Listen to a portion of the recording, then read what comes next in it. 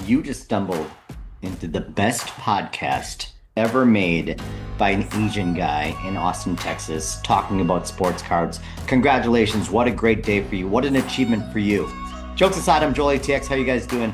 Have an amazing roundtable today with three amazing guests. And if you make it to the end, you're going to see three additional surprise guests join throughout. And we had an absolute blast. TimLac, Peredavi2323, and of course, OG Pickle. This one's going to be a fun one, guys. Buckle up. And I want to thank you guys. I'm over 10 people in my Patreon family already. How cool is that? All that money that you guys are helping me, I'm using that to promote and build this podcast into something bigger. So I appreciate it. If you are watching my shows and you enjoy the podcast, I highly recommend and suggest that you join my Patreon because you know what? All the cool kids are doing it, like Lucky and Tip at the Sip and JJK. And so special shout out to all my amazing members. You're going to see their names pop up throughout the podcast. The link is below. It's $5 a month. I'm using that just to promote, market, use more tools, things like that, to try to build this into something huge. So I really appreciate you guys. Enjoy season 2, episode 3, the very first roundtable. It's an amazing good time. Amazing good time. I know how to use words. Guys, thank you so much. Here we go.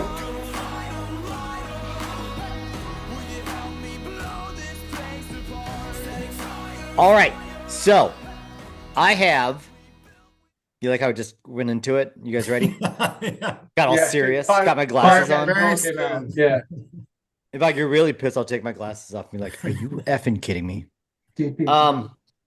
I am excited about this one. We have a brand new roundtable. This is season 2, episode 3.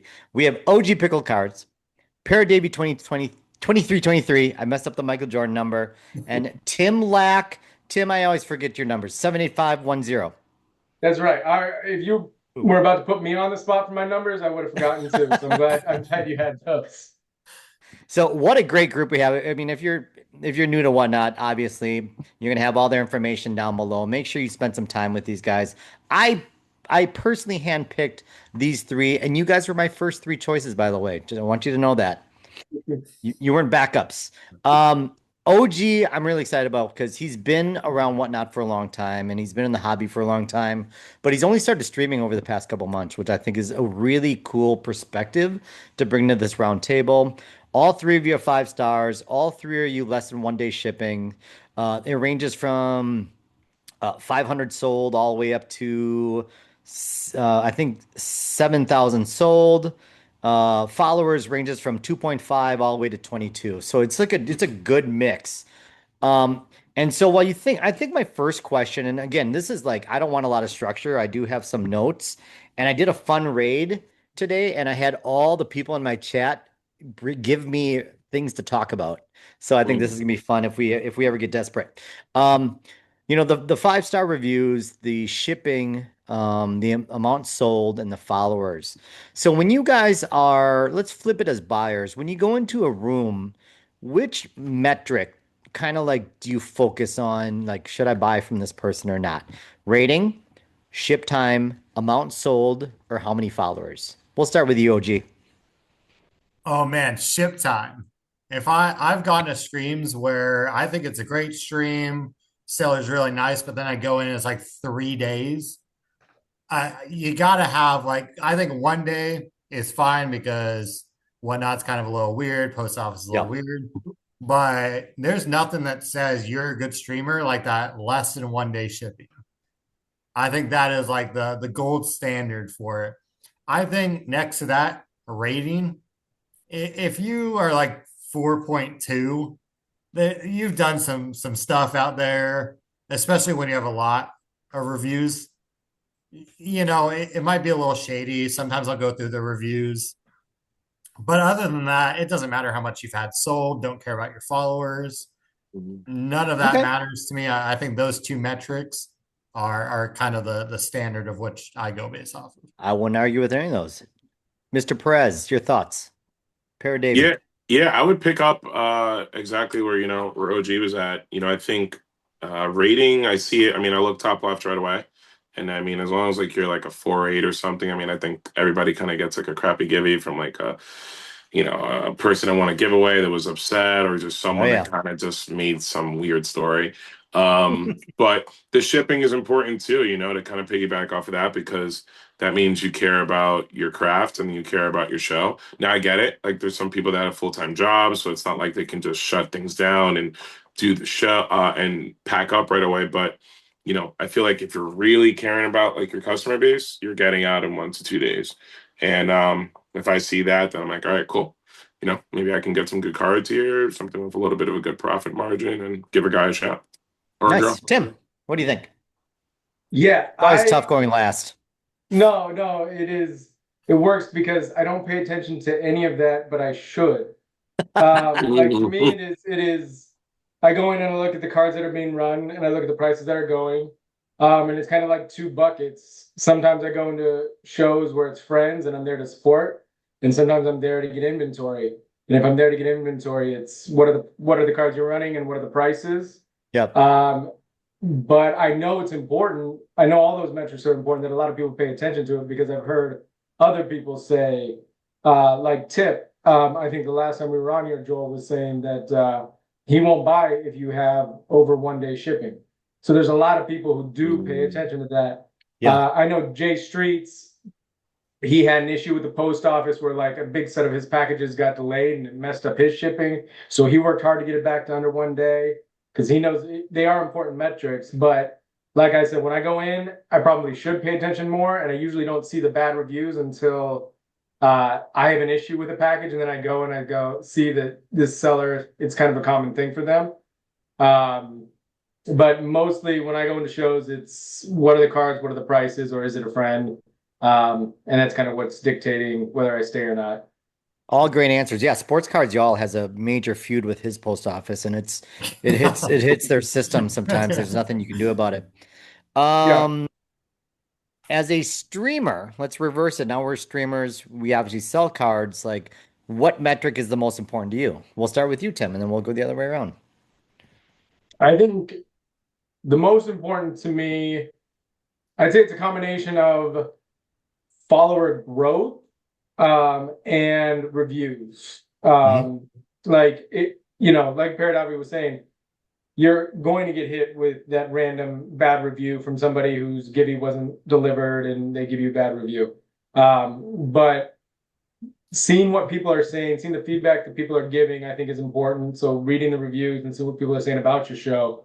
And then also follower growth just from a sustainability standpoint. I don't think any of us are trying to get rich off of this, but the more followers you have, the better we can do in our shows, the better inventory we can get, the easier it is to, schedule a show and get going whenever kind of you want to. Yeah, So it pumps up growth the is algorithm important. for sure. You had a good point about reviews, and if you guys ever need a little like ego boost or a pat on the shoulder, like right before your show, like if you're not feeling it, go and read some of your reviews. It's gonna just jack you up, and it's gonna get you in a good mood. Like every now and then I stumble upon some of my reviews. I'm like, oh, that's nice. Except for Pat Mahoney, he's got weird reviews on you. Yeah. Anyway, that's a whole nother round table. Thanks, Yeah. Tim. Back to you, Dave. Yeah, I'm gonna piggyback on reviews, like Timmy said. I think it's cool to see like how one person was so impacted by your show, or like you connected someone with someone, or like you gave something. Like I gave a giveaway and someone hit an uptown, and like someone was so thankful and wrote this awesome review.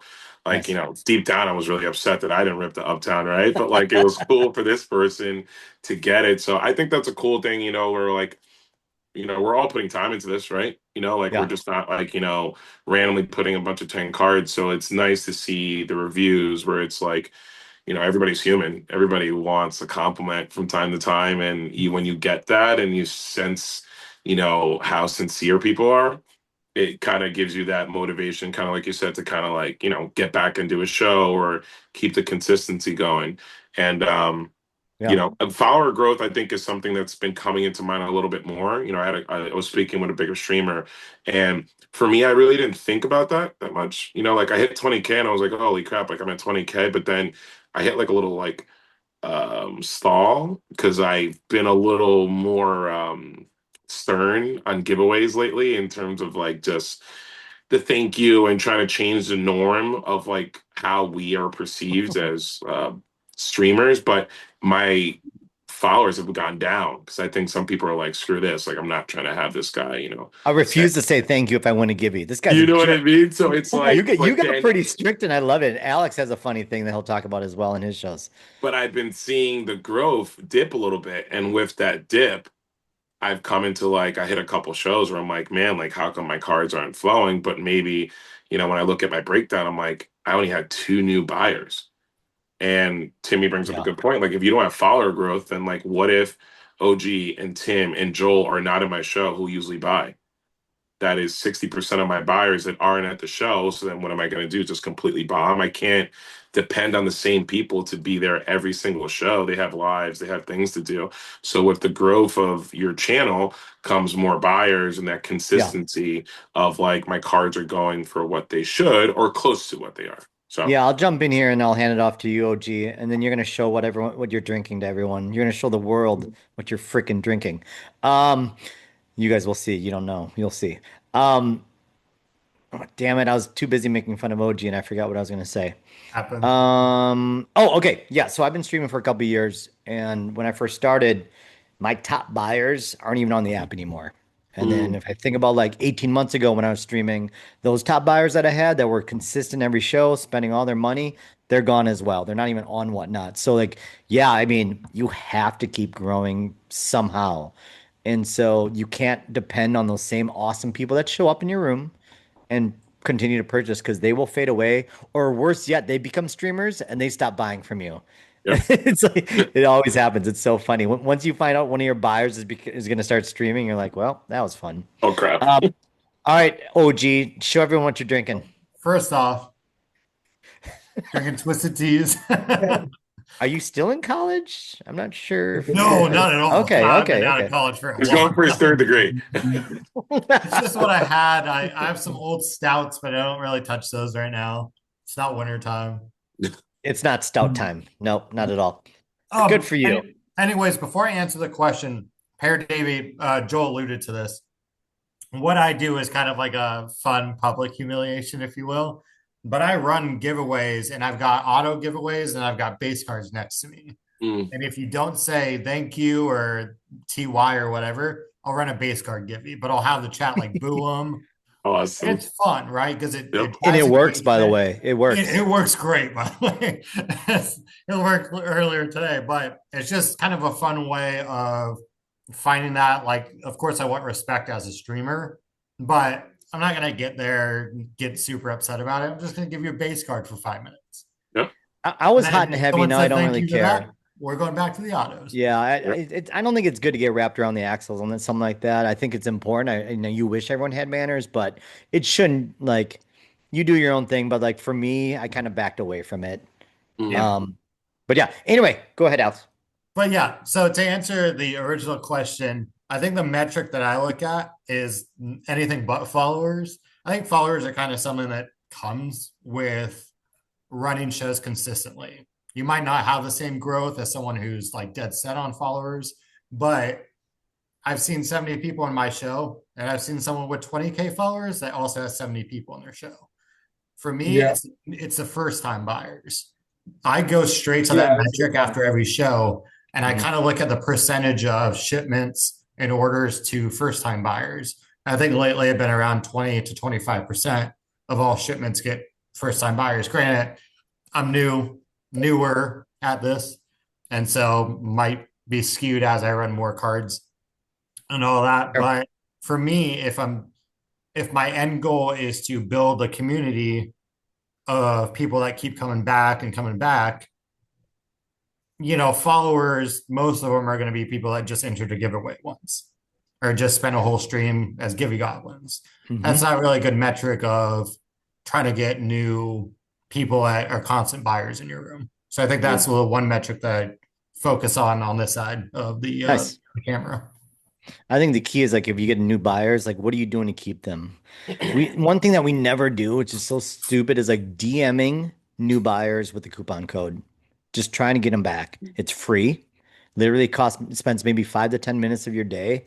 And guess what? I guarantee 10 to 20% of them will come back and use that Yeah, coupon code. Yeah. And that's a now good you have a point. shot. Like those are things we're not doing as streamers, and it's absolutely free. Like there's so many little things that I have to remind myself, like, oh, remember when I did this and it worked? I should do that again. And I go into their streams sometimes too. If I Nice. know that they're streamers or they're just reselling, I go into their streams and try to build that connection that way. Mhm. And I think lately that's worked out great. I've had some people that come in, spend a bunch, I'll spend money in theirs, kind of just have that ongoing connection. Yeah, streamers make the best buyers. That's for damn sure. We're going to pivot from streaming. And so my 4 questions are going to be movie related. This one is called Top Gun 2 because Top Gun 2 lived up to its hype. Not a lot of sequels lived up to its hype. The direct connection is hype. Well, when you take a look at the hobby, and a lot, you guys have been collectors for a long time. What dictates hype? I know that's like super vague, but I want to talk about it because it's fascinating when you think of someone like someone established like Jalen Hurts, who's won a Super Bowl, and you look at the outlandish pricing of Jackson Dart right now. Mhm. Absolutely uncharted, unsubstantiated. Like, there's no reason Jackson Dart's prices should be that high, but because of the 4 letter word that starts with H, ends with E, hype.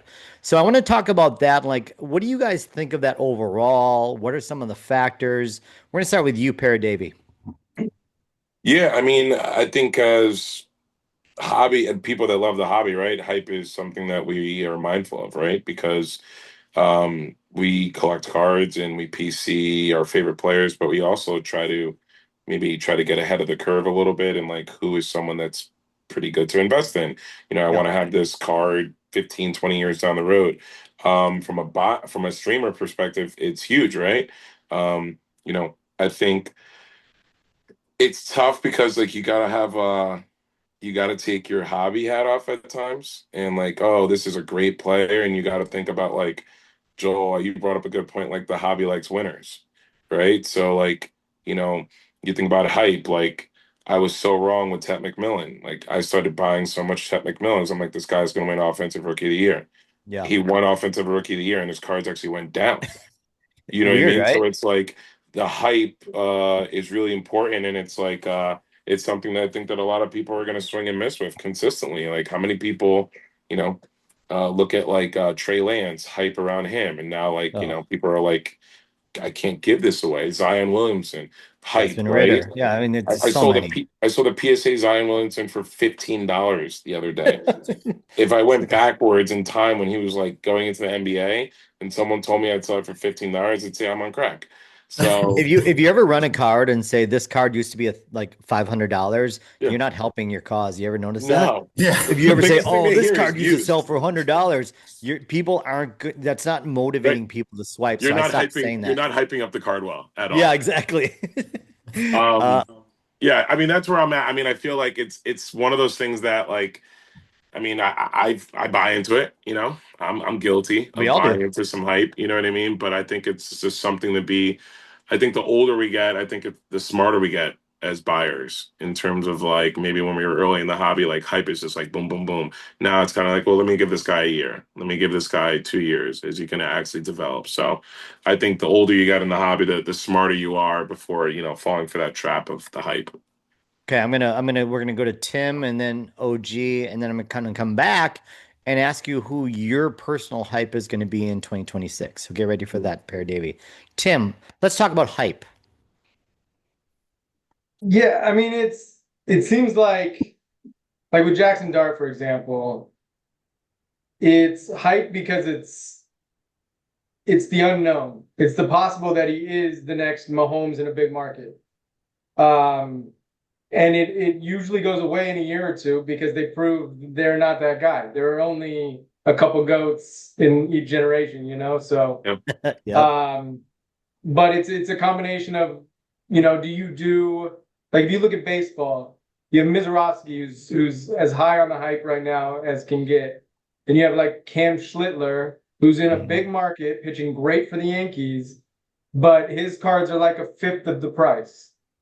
And it's because Miz throws 105, and everybody's talking about him throwing 105. And even though they both are pretty much as effective as each other as Yeah. pitchers in their craft.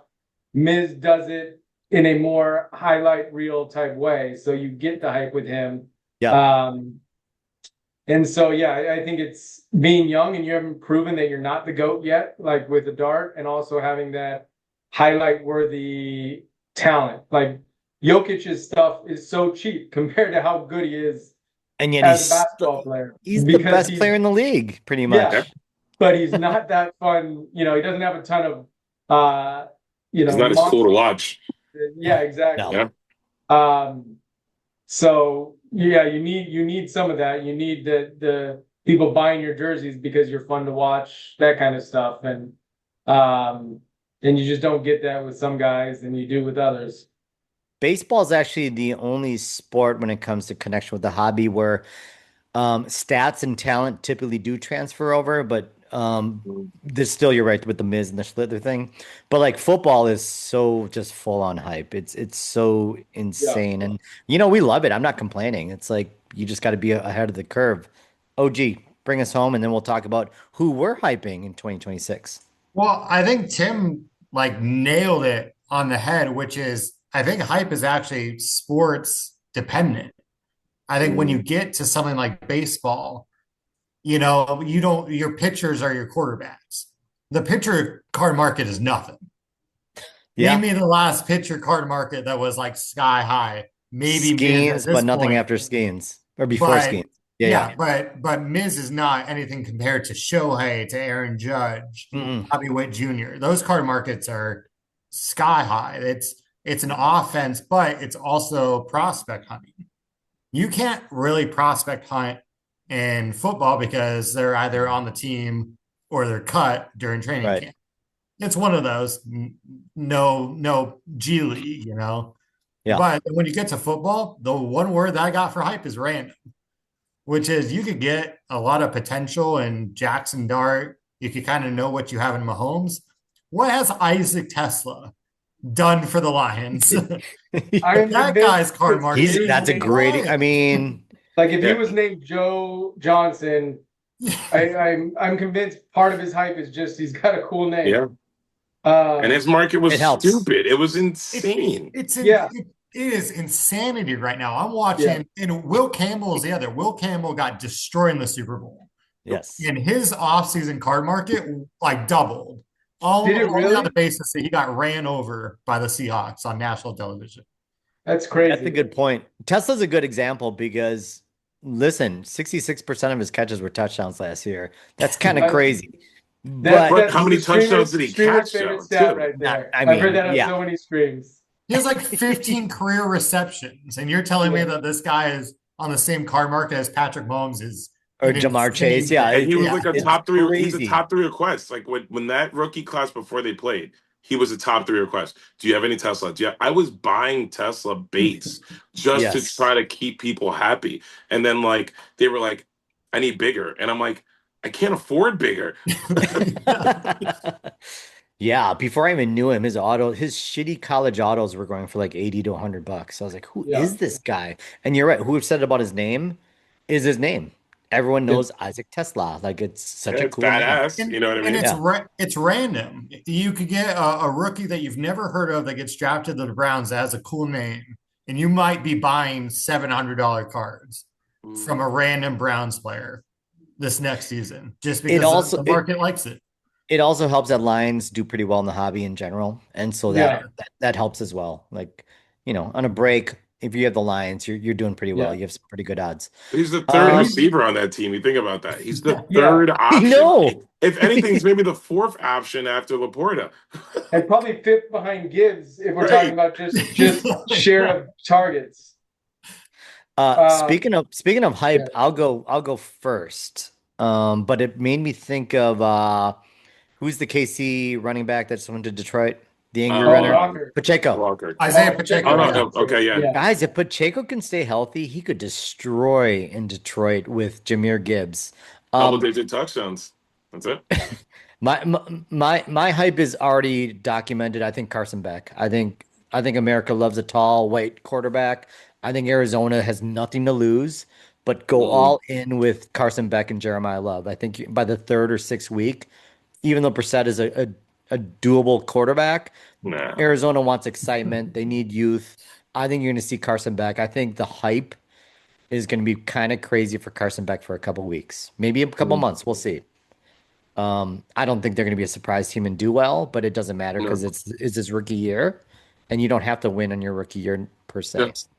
Yeah, Jackson Dart didn't Uh, win any ball games. who went? I think Peredavi. You're up. Who you hyping? Yeah, I mean, I'm all in on Omarion Hampton. I think you look at A-Chain and like what A-Chain did with McDaniels, and I've talked about Yeah. this in my stream. I mean, he had so much potential going into last year. He got a little banged up, but like McDaniels is weird, but that guy knows how to run an offense. And I think if the line can stay healthy, Herbert can put up some stupid numbers. And Hampton is going to be like, I mean, he has. There's no one that has A-Chain speed. I think he's kind of like in his own elite tier, but Yeah. like Hampton has insane breakout speed. So like, and he has good hands. So like, that's a guy that like right now, like you could buy low on him. Like people haven't caught up with like Hampton in terms of like RPAs, like autos. Like I hop in streams and I get Omarion Hampton autos for like 20, $25. And I'm like, what? So Yeah, he's I selling I lower than think RJ Harvey right now. Yeah, for yeah, sure. and think about Yeah. RJ Yeah. Harvey. He has a crowded RB room. Like Yeah. Omarion Hampton doesn't have like a huge threat to his touches. Like RJ Harvey, like they drafted, and like now it's like could And they have Harvey pan out? Dobbins and Tim, who's Omarion's backup? I don't even know. I can't even Gus tell. it was Edwards? no, it No. was Vidal last year. Oh, Vidal. Kamani Vidal, Again. whatever the guy's name is. Yeah, And but he if was like Kamani Vidal is your backup, like you're a Right. threat. He had a I couple would good be really games. happy Hey, if that I'm Hampton's that guy agent. did some numbers on my fantasy team. All right, I won't take any Vidal. I have his kangaroo, so I'm going to be Solid hyping him. flex numbers. Yeah, I mean he did lead the Chargers in rushing yards last year because Hampton was out for the first 8 weeks or so. Yeah, because everybody was up. I mean, Najee ruptured his Achilles. Hampton was banged up. But I Can love him. Can we be honest for a second as streamers? Do we find ourselves overhyping certain players certain times? Oh yeah, Guilty. 100%. I think Kamani everybody Vidal, guys. He had 80 yards last year. Buy this card. Yeah. Yeah, the only reason I know the stat that he led the Chargers in rushing is because I'm sure I had a Kamani Vidal card to sell and looked up what he'd do. I was like, oh, he led the Chargers in rushing. That's what I'm going to sell the string. RPA to 35. Yeah. Have you ever seen me busted with post-it notes on my cards? I like write little notes just to try to like sell the sizzle a little, but like they're facts, they're stats. Sometimes people need a reminder, like, hey, he actually, who was that running back last year that destroyed for like 3 straight weeks? Like unprecedented. Was it Titans? Was it Rico Dowdle? Oh no, Rico Dotto was in the Panthers. Yeah, he crushed it. Someone like for 3 weeks just destroyed. Was hurt. Yeah.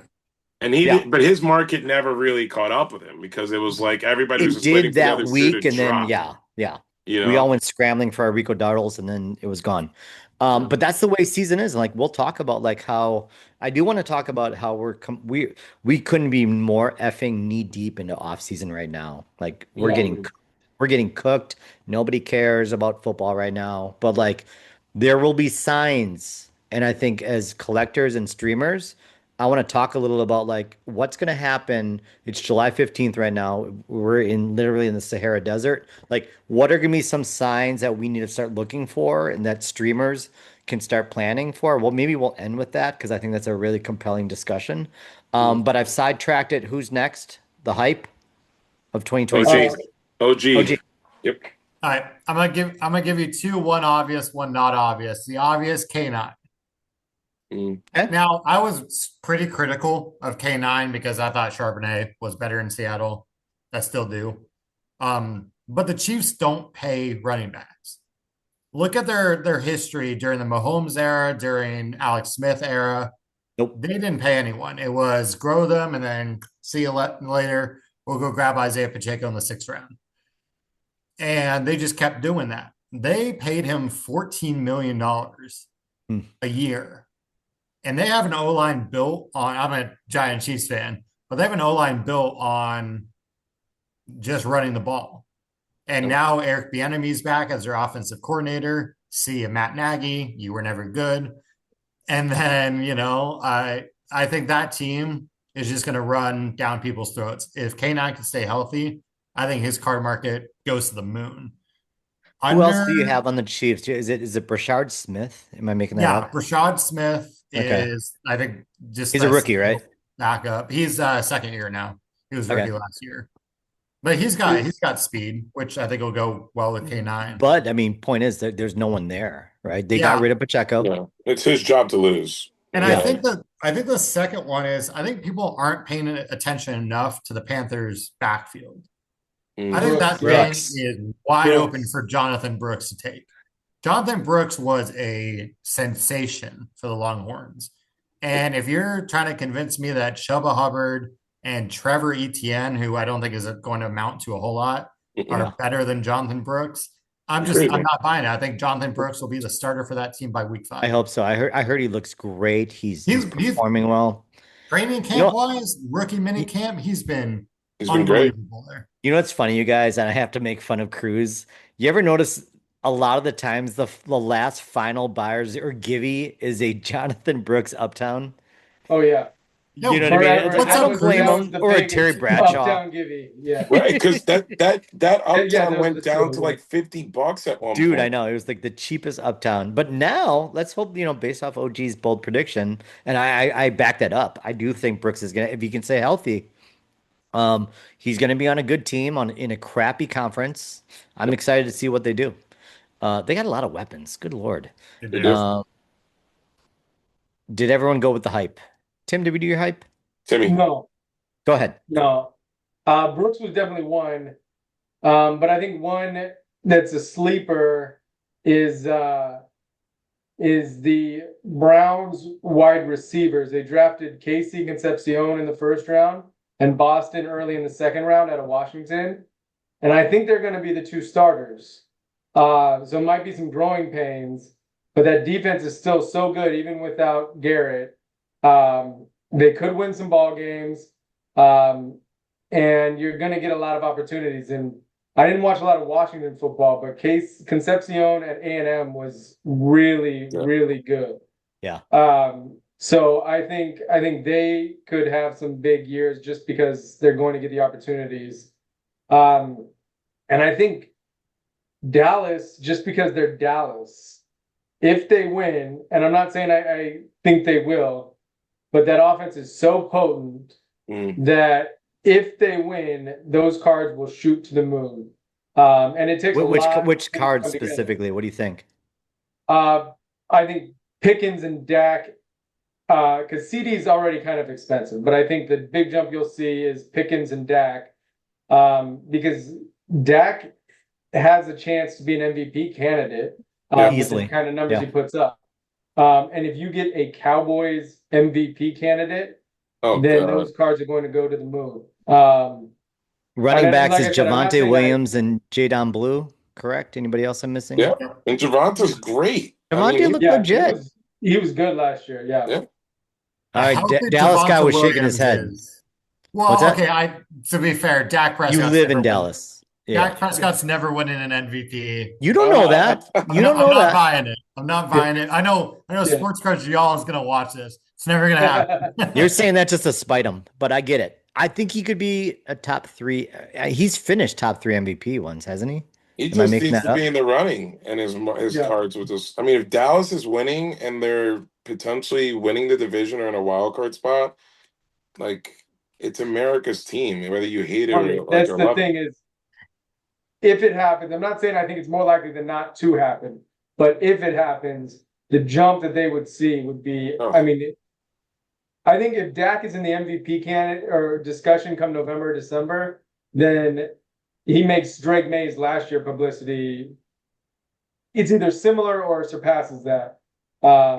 Just because of the hype. Anything's possible. The Cowboys. Yeah. I mean, who'd have predicted Drake May's explosion? That was crazy for the hobby.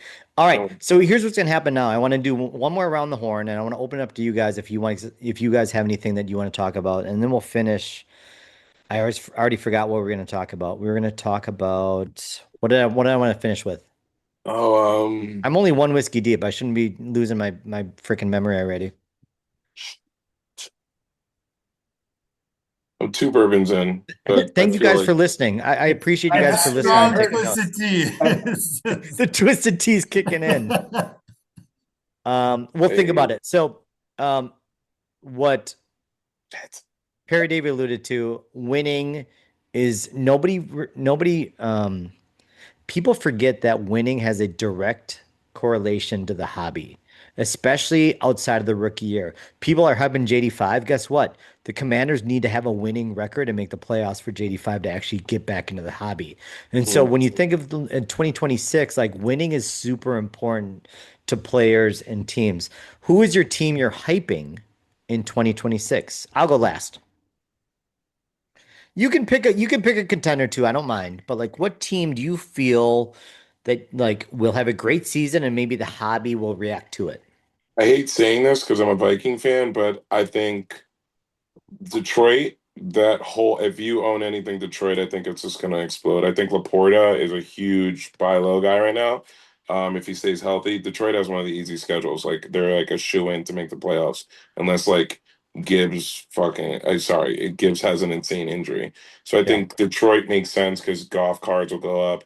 Gibbs already has a high market, so the I'm St. Brown. on JMO JMO Tesla. could be a good JMO. I mean, JMO catches 12 touchdowns. Like that's just smart, I think.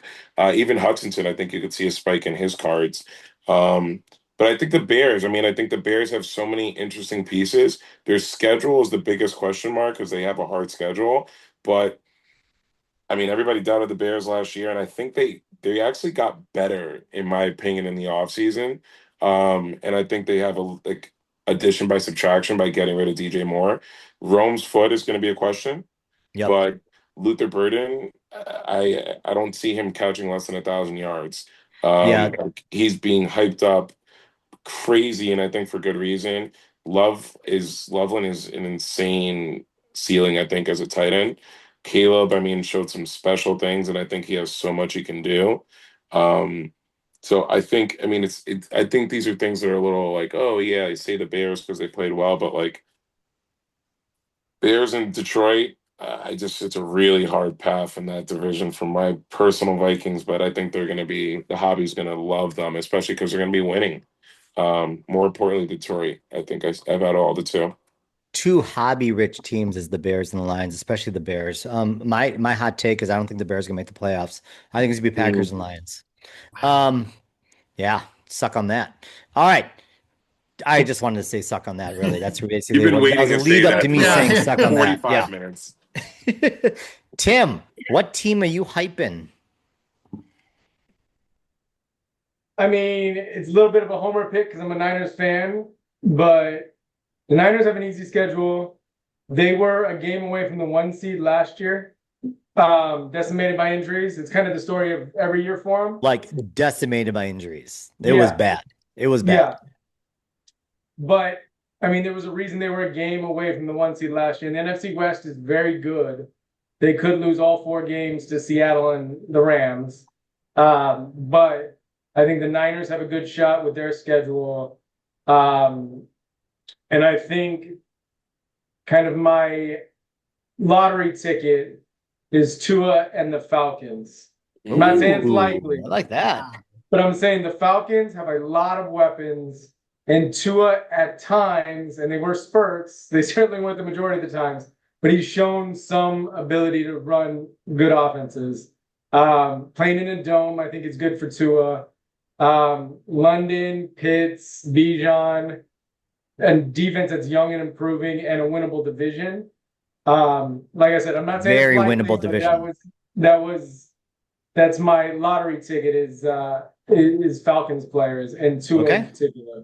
I love that. I love that one. Falcons. You think Tua, not Penix, huh? I think Tua, not Penix. Could be very wrong. I also think, and maybe Peredavi disagrees with me. Kyler in Minnesota is exciting to me. Oh, Joel loves Kyler. Huge. I am a huge Kyler hype train. All aboard on the Kyler hype train. And I I think fully appreciate it could be a disaster and probably as likely to be a complete dumpster fire as it is to succeed. But the playmakers are there. and the talent is there with Kyler. And I think Here's how O'Connell Kyler's is a gonna hell go. of a Here's coach. here's here's the hype train for Kyler. Week 7, crash. I think the And then first half of the JJ year, McCarthy Kyler's has going to be been right hot. Seven behind is nice. You giving us 7 weeks is really kind, Joel. I think he's going to be like, I can't believe all these weapons I have. And then he's going to turn into, a new video game's going to come out and he just won't give a shit anymore. So that's what's going to happen with Kyler Murray. ETA is going to kill him. I love the Falcons pick. I think that's bold. And you know what? You could be right. That division is crap. Did we do your OG? And let's go around real quick. Who's your actual team? Peredavi, Minnesota. Niners. I'm Packers. Chiefs. I'm KC. Okay, just so everyone knows. Okay. Now I'm gonna kind of go contrary to me being a Chiefs fan, which is I think the Broncos have the potential of not losing a game this season. I mean, that defense is fantastic, given, depending on rehab of Bo Nix. I think Sean Payton has something special. And let's not forget, they have Jalen Waddle on the team. Cortland Sutton's not even wide receiver 1 on the squad anymore. Yeah. And behind him, Marvin Mims, Pat Bryant. I think you could have totally fine. Have Marvin Mims just run, Xavier Worthy vert routes until he can't run them anymore. But I mean, the backfield, J.K. Dobbins, if J.K. Dobbins, blows his knee out for the 1,000th time, it's not like R.J. Harvey's a bum. Just put that in the universe. Way to go. Sorry. His you know family what? That's my fancy you. football talking right there. Yeah. I've drafted J.K. Dobbins for about Maybe don't do it this year then, OG. No, it's him. He's gonna fall for it again. Yeah, he's gonna do Dobbins. He's gonna do Kyle Pitts because this Kyle is Kyle Pitts is on the squad again. I'm a believer. But I think the sleeper team for me, and maybe they're not sleeper because they just barely missed the playoffs last year, but I think the Panthers have it all. I think Bryce Young has unlocked something in that team. I think the defense is salvageable, but I think you really get it with their wide receiver core. I mean, I'm a big Jalen Coker fan, which is kind of a weird take for there because I've got a couple of his cards. Who knows, maybe one day he pops off. But like Ted McMillan's a generational star. There's no doubt about it. And I think that offense could run circles around teams. And I don't think that division's very strong. I think the Bucs are on the decline. The Bucs offense is pretty much just one injury bug. I don't know why. I think Godwin's back. Godwin hasn't been healthy in a couple of years at this point. No. And I think Bucky Irving has injury problems as well. They have a lot of young receivers, but they're a very young team. I think they're the Falcons aren't a whole lot. Sorry for the Falcons hot take earlier, but I don't think the Falcons have a whole lot going on there anymore. Michael Penix is just one injury bug away from leaving the league. So I think, it's really between the Saints and the Panthers. And I think the Saints are a couple of seasons away from being really good. I think this is a Panthers time to shine. I think they'll make a complete deep playoff run. I just thought of one other question, then we're going to move on. I'm going to go Broncos because I think Broncos is I think they're a lock for the Super Bowl. I think they're so good. They check all the boxes from defense, coaching, quarterback, offensive weapons, playoff experience, right? Bo Nix has been the most consistent, most successful 2024 quarterback to date. Like, I think the Broncos, there's no such thing as a shoe-in, but if I had to put my kid's college account on it, I'd go Broncos. Maybe I will. They can always become plumbers. I will do the Saints. I think it's good for the hobby. I loved Shug in the final 4 or 5 games. He's got Jordan Tyson. They just signed Kamara, which is probably more for a leadership presence. But you still got Etienne, you got Kendra Miller, you got mini MJD, who we call Audric Estime. Olave had a banner year. Like, I really like the Saints. I love their fans. I think it's good for football when they're good. So I'm going to be rooting for the Saints. Pronunciation of Tyler, because I say Shook. Like, It's Shug. I don't know. I think it's Shuck, but then again, I also went through a month of trying to figure out different ways to say it, and then I'm still saying show. Am I messing up here, guys? You're way off. It's not show. No, I think it's Shuck. I think it's Shuck. Like an oyster. Shuck. Yeah. Yeah, Okay. it's First of all, it's weird. bullshit. It's bullshit. OUGH is never. Yeah, just Yeah. like come up with a name like, like Johnson, like what happened to these American names, Give me a Smith in here, Oh, are we going That's to talk very easy. politics now? Let's go. Let's go. So we were via text, we were brainstorming things to talk about, and we were talking about politics. Not going to go down. That was a weird road that we went down. I do want to talk about one more thing. Every year, there's a quarterback that comes out of nowhere. It could be Daniel Jones. It could be anyone. Like, who is that? Like, maybe they're hyped a long time ago, but they have their spot in the lights. Like, every year, there's a quarterback that literally comes out of nowhere, and we're digging through our bargain boxes, hunting them down, going, "Oh, I got 5 of their rookies." Who's gonna be that player? I'm gonna put you on the spot. OG. It's Joel, got to be you're a gonna quarterback. like it. I'm 100% into Kyler Murray. Glad you didn't say Mahomes. I would have kicked you out if you said No, Mahomes. no, no, Good. no. This is way up here. I honestly think Kyler Murray is like a step up below, or I'm sorry, a step above JJ McCarthy on the least card Not marketable. height wise, but yes, step above Yeah, no, everything else. not height Yes, wise at yes. all. But I think Kyler Murray is 100% way better than JJ McCarthy. And honestly, I think he was just on the wrong team.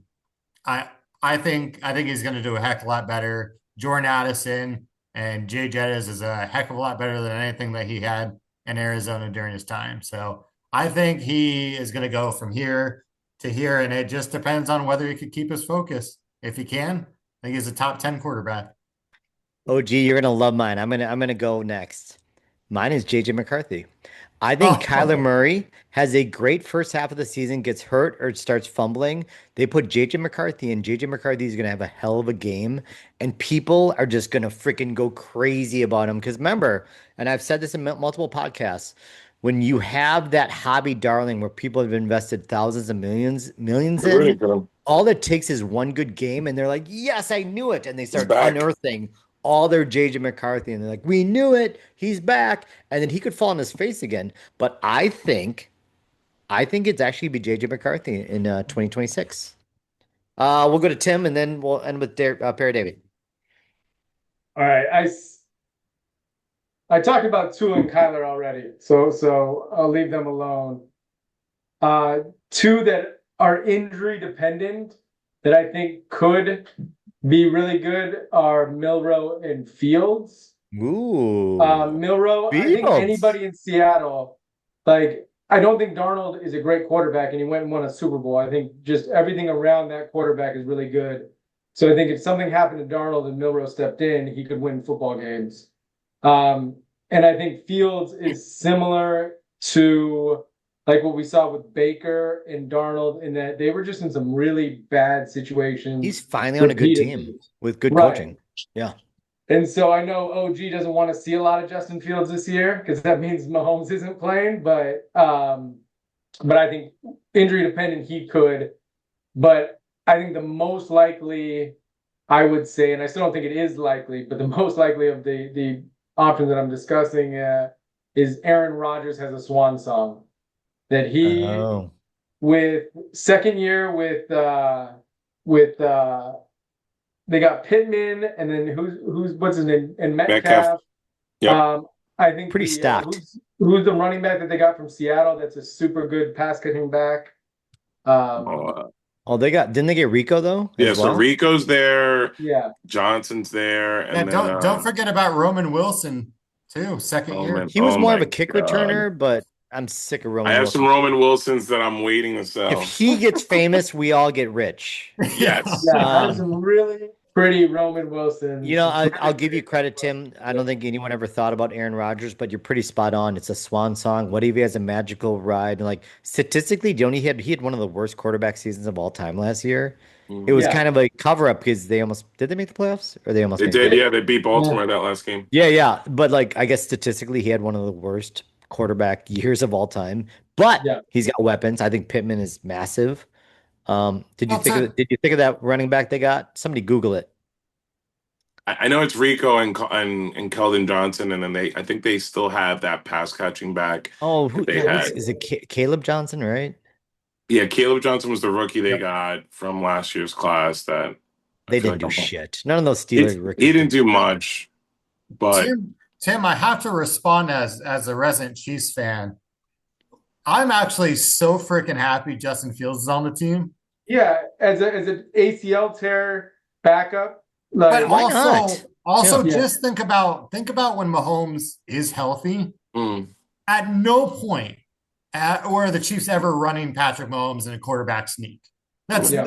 the one Oh, time that true. happened. Oh, Good point. yeah. His knee went that way, the rest of his leg went that way, and Chad Henne won a playoff team. That yep. was the only time that they ever tried that. But you Now know you what? can put Fields in all the time. Justin Fields is built a Well, little different. There's your tush push. Three Field, yard push yeah. push.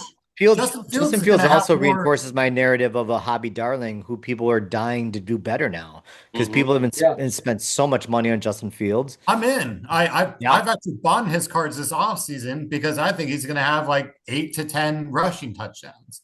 I think they're just going Well, to I send know him. what I want to talk about. I remember the timeline of what certain times we Oh, need to when look to? for Oh as we yeah, the get Oh yeah, there closer. we triggers. go. Yeah. And one of my things, someone remind me is buy all the backup quarterbacks right Hmm. now. Someone remind me of that later on the show. Yeah. By the way, we're not going to go 3 hours like we've done in the past. We're actually at about a 45 minutes right now. How are we doing on time?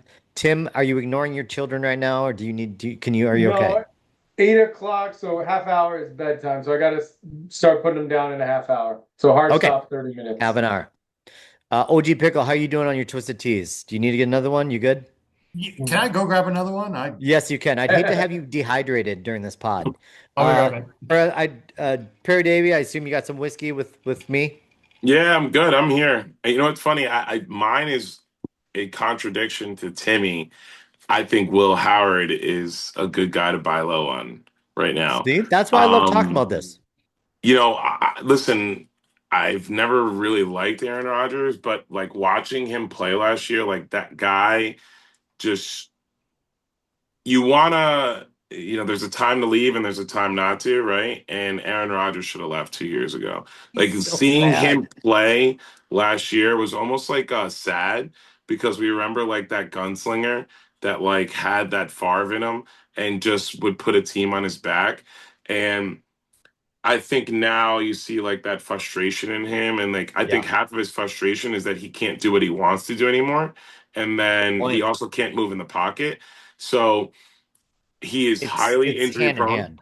I think he's highly injury prone. I think he's one injury away from potentially not playing ever again. And I think at the end of the day, like a guy like Will Howard, like knows how to win. So with Pittsburgh, are they going to come in and say like, Will Howard, you need to throw the ball 40 times to win? No. Like you get a guy like Rico because Rico can pound and get 20 carries a game. Will Howard could throw a jump ball to DK Metcalf. He can throw a 10, Yeah, 15 yard check down to I'll Michael Pittman. I'll defend him. I asked him to take a risk, and he said Aaron Rodgers. I think that's a great choice, right? But like, listen, as a diehard Packers fan, do you remember when all they had to do was beat the shitty Lions to make the playoffs, and Aaron Rodgers couldn't do it? I was here down in Austin, surrounded by my Cowboys friends, and we were in the third quarter, and a bunch of them looked at me. My buddy Robbie looked at me, and he's like, "It almost seems like Rodgers is trying to lose." And then when he said that, and I watched the second half, sure enough, He lost. Rodgers was trying to lose the game to not make the playoffs, to say "fuck you, Packers." And like that's the kind of person he is. His ego is so obnoxious and ridiculous, and Yep. it totally changed my views on Aaron Rodgers. Now, my hate on Rodgers has definitely decreased. I don't really care anymore. I would like to see a swan song where he has a pretty good season. Will he make it through 6 to 7 games? Hell no. He's brittle AF. When you saw McGregor go down, I immediately thought of like Rodgers' injury. It was just Yeah. like, yeah, that's the way Rodgers was. Not happening. I mean, look But at the division. Look at the yeah, people that are going to be like, see him in a Baltimore game. Like he has Trey Hendrickson Oh, coming at him full speed. he's You think got Trey is Trey. That's not, right. and he has got to play him twice. And then you know what I mean? Like, and those games are so heated. Like, I don't want to root for someone like to get hurt, right? Because Right. like you got to respect what Aaron I don't Rodgers either. is capable. But like you look at even like Will Howard was the QB1 up until Rodgers is like, I'm coming back, right? So it's like, I think that they have enough in Will Howard that he's a sneaky buy. And it's not going to cost you a lot. yeah, I Yeah. think I think they drafted Drew Aller in the 3rd round because they like Drew Aller and don't like Will Howard.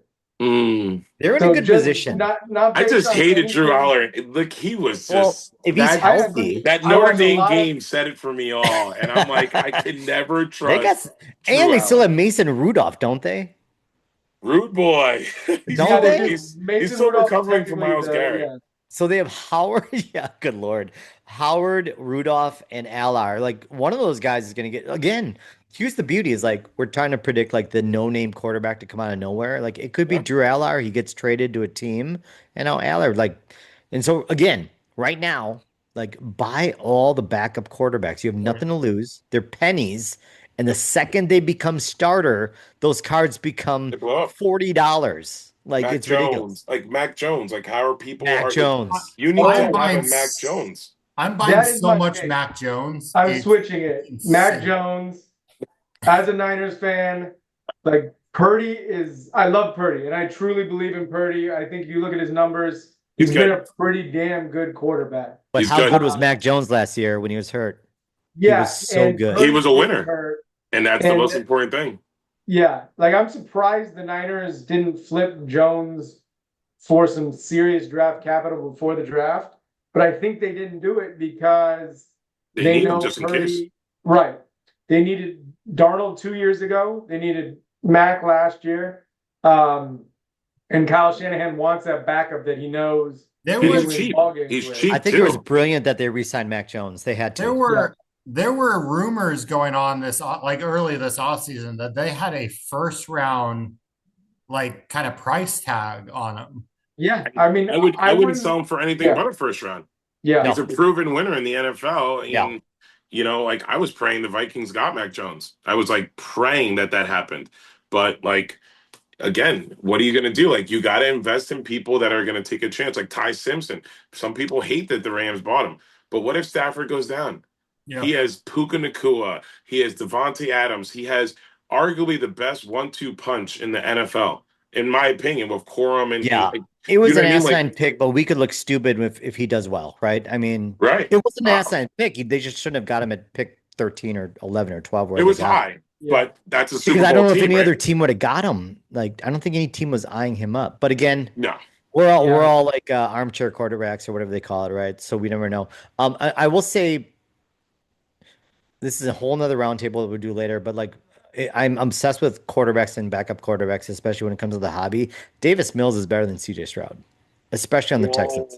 He doesn't make any errors. Whoa. No, I think you're going to lose half of Texas Nope. followers on your YouTube. Stroud is saying that. popular. We get it. He's a Buckeye, but like Yeah, when get in Davis the Mills took comments. over, it was a much better program. He ran a tighter ship. People are going to egg your house right now, Joel. Yeah, What are you doing right so now? This is I don't not. care. I don't care. can't get I'm on saying board it. with that. I think Davis Mills is a bum. Oh, right. my God. Yeah, Stroud's Joel's done like, pretty what well. did I do? You got to edit that out. Yeah, I'm not editing it. Suck it. I'm not editing it. No, Better it's get in the happening. freaking comments. Get in the There comments. goes his Actually, second summit. There goes his Actually, second the great thing about a roundtable, you guys, is like I'm not editing any of this stuff. I mean, Love it's it. going raw. We're doing it live, right? It's Yeah. raw. I'm literally not Live. adding anything to this. Davis Mill is better than CJ Stroud. That's a crazy take. He's a manager. He manages the game. Do you know there's Stroud been two actually hurts quarterbacks- them. There are two quarterbacks who have won a playoff game in each of their first 3 seasons. So their rookie year, their second year, and their third year. Yeah. There are 2 guys. It's Tom Brady and CJ Stroud. Wow. I didn't hear Davis Mills. No, I didn't hear pop up. That'll be pencil next year. neck Davis That'll be next Mills. year. Listen, while I'm retiring on Davis Mills rookie cards, you guys can suck it. All Where did right, he that go? was Was he fun. a That was kind of Stanford guy? impromptu. Was What's Mills that? a Stanford guy? Where did he go to college? I don't even know. I don't even. Did he go to college and just walked on? All I know is that the Texans were more stable under Davis Mills. Stroud Oh will my lose the God. game. They have the best defense in the Stanford. league. Yeah, but Davis Mills. Oh God. You laugh now. Such a weird laugh hill now. to die on. We take risks on this show, you guys. I'm taking That's a like risk. saying Tommy DeVito was going to lead the Giants to a Super No, Bowl. it's not. First of all, Davis Mill played 3 or 4 games last year and was like 2-1. I mean, No, Tommy no, DeVito was you're- like 500. Joel, Yeah, you're the that was same. New York hype. That was weird. Joel, you're the Okay. same person that was trying to convince me that Jared Stidham was going to win the AFC Yeah, Stiddy, Championship. who bought a bunch of Stiddy cars like I did? God. And he had you like the know you worst did. play. Well, first of all, you all raised your hand. I didn't make you buy him. No, they're still He sitting was. next to me. I bought them just in case, and that didn't come to fruition. So they're still I sitting. still got a bunch of them, and I curse at Yeah. myself when I find them. Okay, I got a couple other things, but I've talked enough, and I brought up a lot of ideas. Like, what do you guys? What do you want to bring to the table? What do you want to talk about? Anything you want to discuss? I'll bring something to the table. I think when and like I said, I'm going from a kind of new streamer perspective. I think like being proprietary or just being original is something that I don't think people ex like get into enough. Mhm. You know, like I kind of fell onto running stands and kind of doing stuff more creative, which I think stands in itself. People don't get creative enough about it. But I think it's something like that that sets your stream apart. I'm always under the impression that anyone could go on a stream tomorrow and run a card, but it's what stands out, what makes people want to come back Sure. to your room. And I think, for me, for instance, there's a pickle emoji on the iPhone that I think is actually a cucumber, but that's besides the point.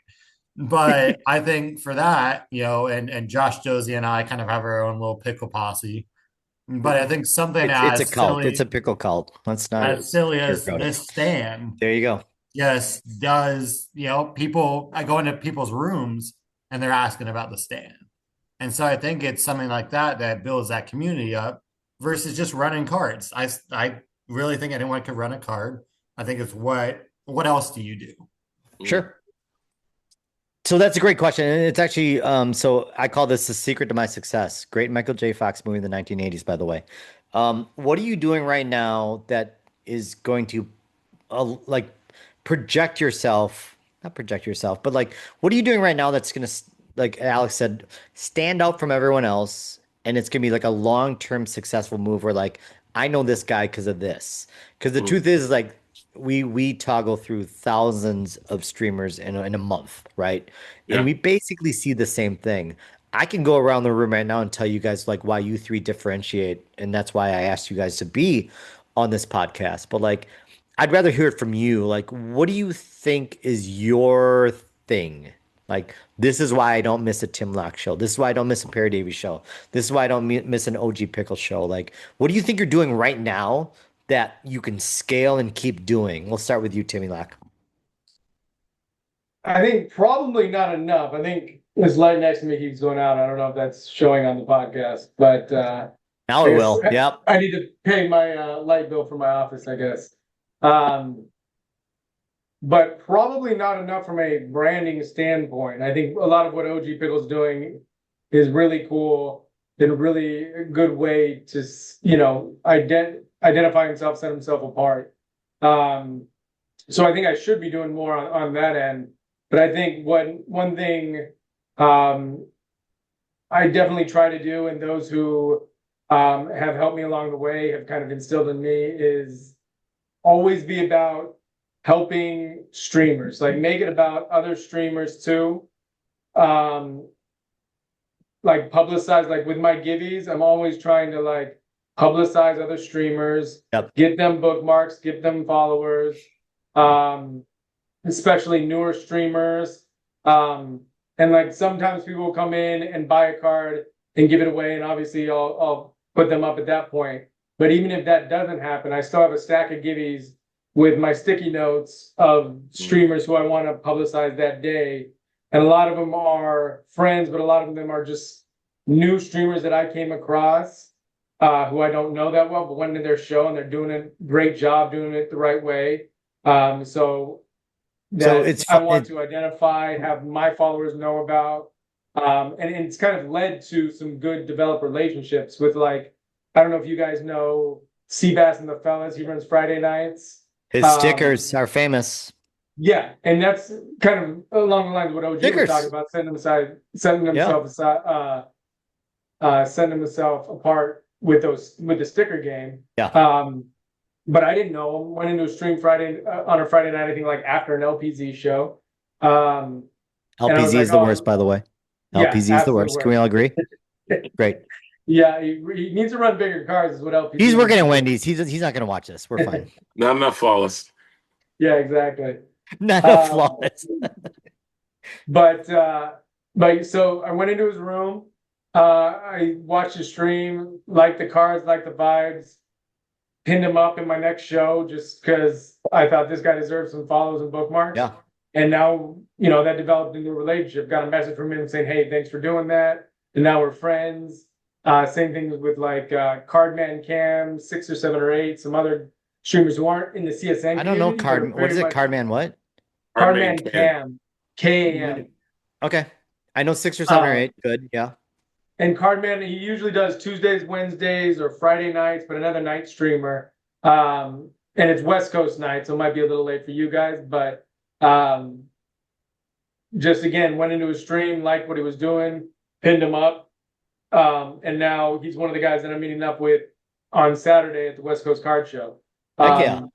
Yeah, and so not necessarily CSN guys, but guys who do it like CSN guys as far as chill streams, not yelling, not lying, doing it the right way. And so I think that has been kind of something that I make a point of each show is to try to hype up streamers that I like, that I think my followers should look at. One thing that stands out, so I just followed him and bookmarked him. One thing that we don't talk about a lot. First of all, so while I'm talking, like 2 things that stand out for me with TimLac. So one thing that I like that Cardman Can is doing is consistency in marketing from like, if you see that, that's his show. Don't sleep on that. That's why I always have the generic cheesy Joel-ATX thing that for every show. Because I want people when they scroll, like, oh, Cardman Can's on. I think this stuff is really important. Don't try to get cute with your thumbnails. Like, stay consistent. You're a brand. I think of gratitude when I think of your show, TimLac. You are always so thankful and you're always praising other people during your shows. The first thing that stood out to me, which we talked about in the first podcast, is that you know your shit. Like, you don't just say, hey, Aaron Rodgers, go get it. Yeah, it's a shock. Go get it. Yeah. Like, you always have some really good intel behind the player. And I think that cannot be understated or overstated enough. Like, I think that's so important to add color. I know both of you guys do, all you guys do that as well. But like, Tim, you know your sports, especially like when it comes to rare sports like soccer, right? Like, soccer very well, and it's evident that you know what you're talking about. And I think that's what makes you stand out from the crowd as well. So don't ever change that, and don't ever change your gratitude. So thank you, Tim. I appreciate that. Tim, how are we doing on time, by the way? You might bow out, and I'll just keep OG and Perry on. 15 minutes. 15 minutes should be good. But yeah, I noticed that with Peredavi, I was just talking soccer in his room. I think I was in his room during the U.S. game where there was some goals being scored. But I just like sports. So I think you have to, like, you can get creative to an extent and kind of change and adapt, but you still have to do what is you. Like, you can't be if you're not doing what's you, then it's just too hard. Like, you can't be a character the entire time. Like, you can have you ever been in a show where you can tell the guy or girl doesn't really know sports? Yeah. It's kind of like, it's weird. Anyway, keep mispronunciation yes. of common names where you're just like, there are plenty of offensive linemen whose last name I know I butchered. Talamalu and yeah. Well, and it's kind of just to kind of like intervene here. It's actually why I don't run a whole lot of basketball, because I'm gonna be honest, I don't care about basketball. Yeah. When I'm trying to sell cars, I know baseball, I know football, I know a little bit of soccer, because I care about that stuff. I don't care if the Warriors win. I don't care if the Spurs win. I don't care. Wemby's market could go sky high. I'm not going to lose sleep. Is it because white man can't jump, Alex? Is that why? If I dunk, I'm tearing a couple ACLs. So I have a movie theme here. I just wanted to tie that into the whole thing. He's listening to Jimmy. He's not hearing Jimmy. Mm. There was an amazing custom basketball card with Dave Chappelle as Prince. Have you seen that? Blouses. You No, can go on eBay and buy it for No, $5. It is an amazing rated rookie send of that to me. Prince. Send that Yeah, to me, he's Joel. I need it. dunking, game blouses. that's Yeah, awesome. Analysis. great card. Yeah, I feel like the customs in the background are a great conversation starter. Like I Mhm. They don't do really it, are.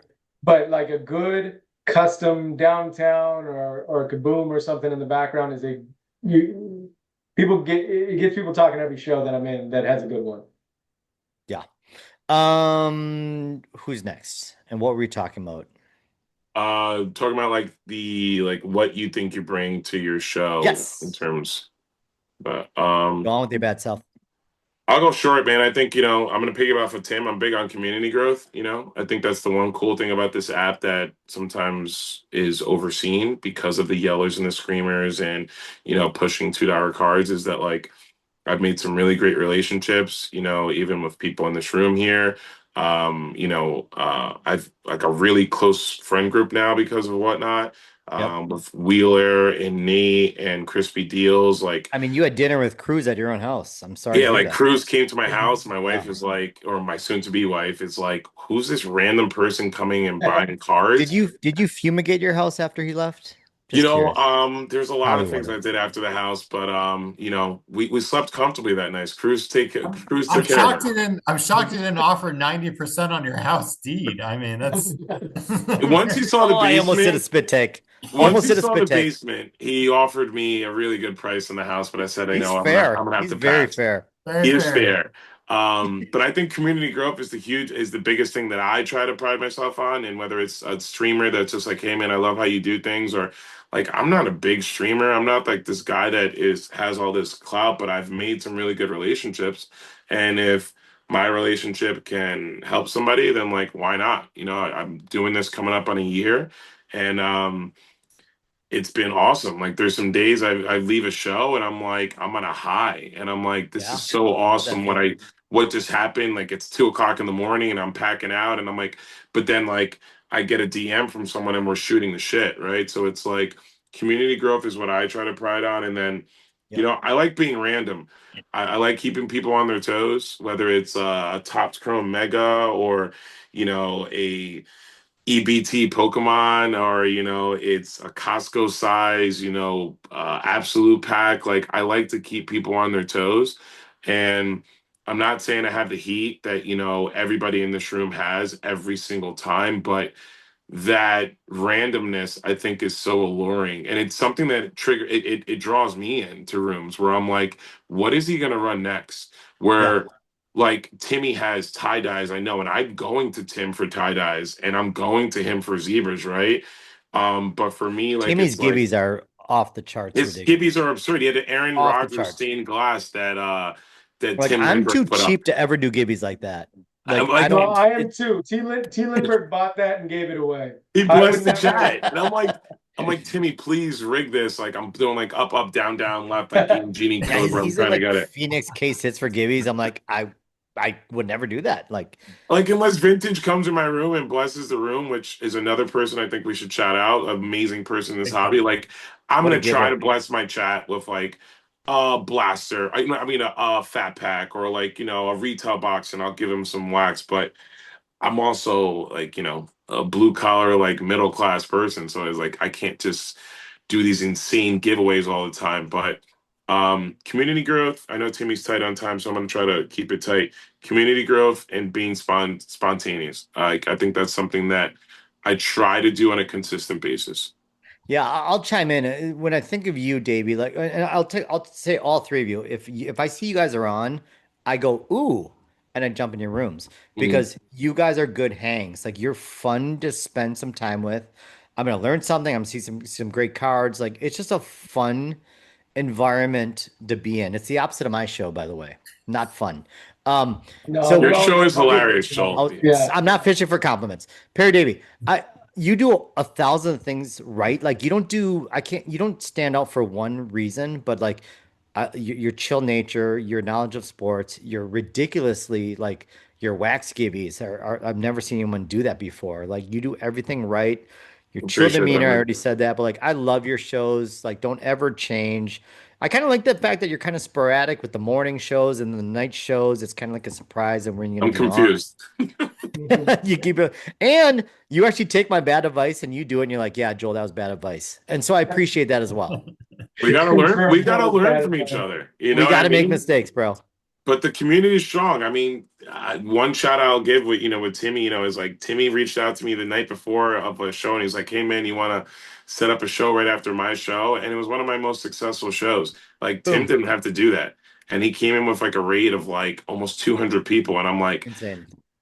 wow, like this is awesome. And meanwhile, like, that's not like Tim owes me a favor or like I cash out them $200. Like the community's cool in the sense that like, Yeah.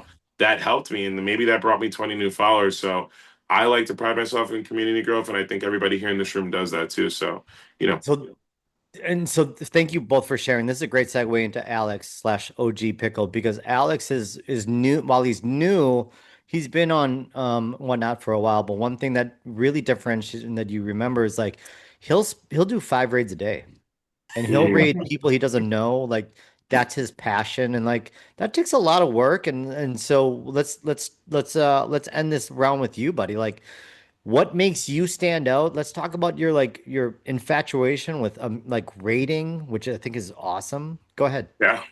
Yeah, I mean, so I guess just to start on the rating, I think for me it was more of the support that I got initially. My first stream, and people really don't remember this, Joel will though, is my first stream wasn't even mine. It was a drunk stream at the Dallas Card Show where Joel is in the background. Oh The no. first time I remember running cards, Joel's in the background licking cards. That was my first There experience was with some pop, biting. which was Oh, was this fantastic. with I mean, Raider Mike like a few months ago? Cheap Feet Yes. was that Yeah. that one? That was a yeah, fun we're night. doing we're That was doing a I fun get night. banned for so many things. I never got banned for that. It's we're amazing. doing like Cogna lines in the background. I'm running PSA 10 Santa Claus in freaking July or whatever March. Like it was just that was my first experience. And what I remember fondly from that is I was going into people's streams 2 weeks after, and people are like, "Hey, Joel, can I have your other cards?" And it's just something like that that's so Awesome. crazy. But That's awesome. Thanks for now sharing that. people are messaging, asking us, "When's the next one?" And it's like we're months and months after that, and I'm still getting messages. Everyone wants cards. Just messaged me the other day, and he's like, "You guys running another one at the end of the year?" Damn right we will. Oh yeah. Dallas But is this weekend, right? You guys doing another one for Dallas Come this come to weekend? we Austin. Oh will yeah. this weekend, but maybe I think September or November. We're playing with a couple of different dates right now. Actually, Alex, I have my trade day in 2 Saturdays. Come on down. I will be there, by the way. I meant to text you about that earlier. You're gonna be there? I don't see why not. Hell yeah. I don't I'll have tell you any guys other later what I'm doing. projects. It's fun. I was gonna say, Um, Joel, you got a sponsored trade night at your So LCS? I'm gonna start doing shows here in South Austin. We'll get back to you, Alex. We're not forgetting about you. And so what I've been doing the past 7 months is I've been organizing monthly trade days at a local bar. They have a beautiful covered area. I know the owner, and he's letting us basically set up a show for free. And so it's free to set up the table. It's free to come in, and slowly we've had like 10 people in the first one. We had over 100 people in the last one, and so like it's Jeez. growing. I'm That's gonna cool. eventually actually do shows, but it's more for the community and like meeting fellow collectors around South Austin. And so I invited Alex and Sports Cards Y'all and Cruz, and I'm hoping some of these guys come down. And it sounds like you're gonna come down. Great. but Go ahead, buddy. I'll go back, and I think for me, I didn't have the normal starting experience because I'd been on the app for about a year before. I was always in Lucky's, always JJK, Joel, Sports Card Joel when they were coming up. I was always kind of there, so I had a little name recognition. I only had like 300 followers, but people still, when I entered the room, people always shouted me out. And so my whole goal with the consistent raids, I think last week I did 11 raids within Awesome. a 7 day period, which was always fun. People were making fun of me, being like, "Oh, you're back on." Yep, here I am again. But I think I wanted to shout out the people that had 5 people in their room because those people, they may have been on for a year and they're still struggling and all that, and all they need is a 20, 25 person push, just something. And they weren't streams that were, bad with no camera quality. They They just got some fire cards didn't have behind them. They followers. just Yeah, yeah. needed the people. Yep. And Yeah, so I like think that was my big thing is, hey, you know what? I want to continue as I grow to pass that growth on to the people that don't get it as much recognition. What a great idea. Can yeah. all of us like commit to a couple times this week? It's Let's do a funny. random It's funny you said let's that. do a random raid and raid somebody we don't know with five people in the I'm gonna raid 2 people tonight. That's what I'm gonna do. room. You should raid someone on you're gonna be here for Yes. a while, right? Wait, are you on your phone right now? I'm on my phone right now. Okay. I could probably try to do it on my Chromebook. I mean, on I'm my happy. I can rate somebody live. It'll be kind of fun. I can do it. I've but got What I'm a gonna do time. great two idea. tonight. But you At know, this though, point, like the whole house is sleeping, so I could be bad and stay up till 1 o'clock and not get in trouble with my fiance. You know, so but But props to you, OG. You're doing something just like that's so organic. and And I think from our standpoint, what you put a $3 card out there, it takes five minutes of your it's a time. You got $3 investment. $1 in shipping. Yeah. yep, Go run another show if you care about that dollar. You could go make about 500 of them. yep. You know, that's but the impact that you have on that person with 5 streamers is way more than the $3 that you just spent. Yep. Yeah, like I know one of I don't know if you guys have heard Jay Streets' story about he had been streaming for about 6 months. It was about I think around July 4th last summer, struggling. And Streets had good cards, and he's Jay Streets. He's personable, runs a good stream, but just struggling. He knows Emps. He had met Emps. Emps tells him, "Get your best cards out. I'm gonna raid you." And Emps raids him, like I said, about 4th of July last summer, and it changed everything about Jay Streets' show. Like that one raid put him on a trajectory. Then now he's close to 30,000 followers, running great streams all the time. And it was that one raid. So it is that like if you give the right person the opportunity, there's a lot of people who can do it, just haven't had that opportunity. That story almost makes me sad because you think of all the great streamers out there that just don't get that break. Do you know what I Yeah. mean?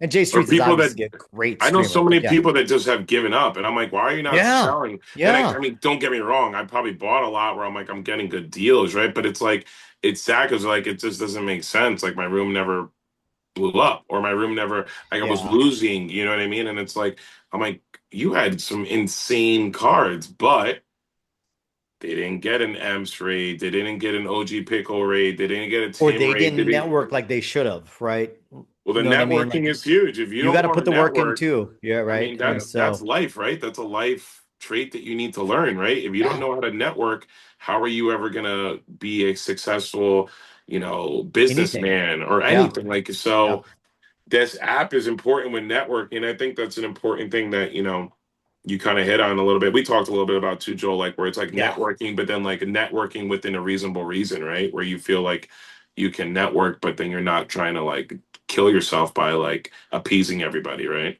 Yeah, Yeah. I've done over 35 podcasts. Humble brag, not humble brag Hey, at all. season 2's the Actually, I best. sound like a loser saying that. But every single answer of like, what's your favorite thing about streaming or what do you think is the most important thing about streaming? Networking and community is always number one. Yeah, Yep. and I've done comp killers, I've done all of you guys. Like doesn't matter what size they are, everyone says the same thing. Network and community is what's going to determine your success. You got to do it. It's non-negotiable. Absolutely. Yeah. We're at 10 o'clock. I'm good for another half an hour. I think Yeah. we should make Peredavi break up a box behind him. Rip a Oh my box. God. I do gonna run though, Can I gentlemen. swipe? I'll swipe. Everyone, say goodbye to my buddy Timmy. Timmy, we made it. Thank you for Well, having this me. isn't. We made it this entire time without talking about your stash. So we should win Timmy, some yeah, kind we of did. award, like a Pulitzer Prize award, some kind of award, because that's all I stared at was that stash. Keep up the great work, Timmy. It's an honor to have Thank you on you. board. Thank you so much for joining us. Yeah, Keep doing honored what to be you're here. doing. Appreciate it, Joel. Have a great night, buddy. Thank you. Later, Tim. Peredavi2323, have a good one, guys. Later, Bye. bro. Yeah.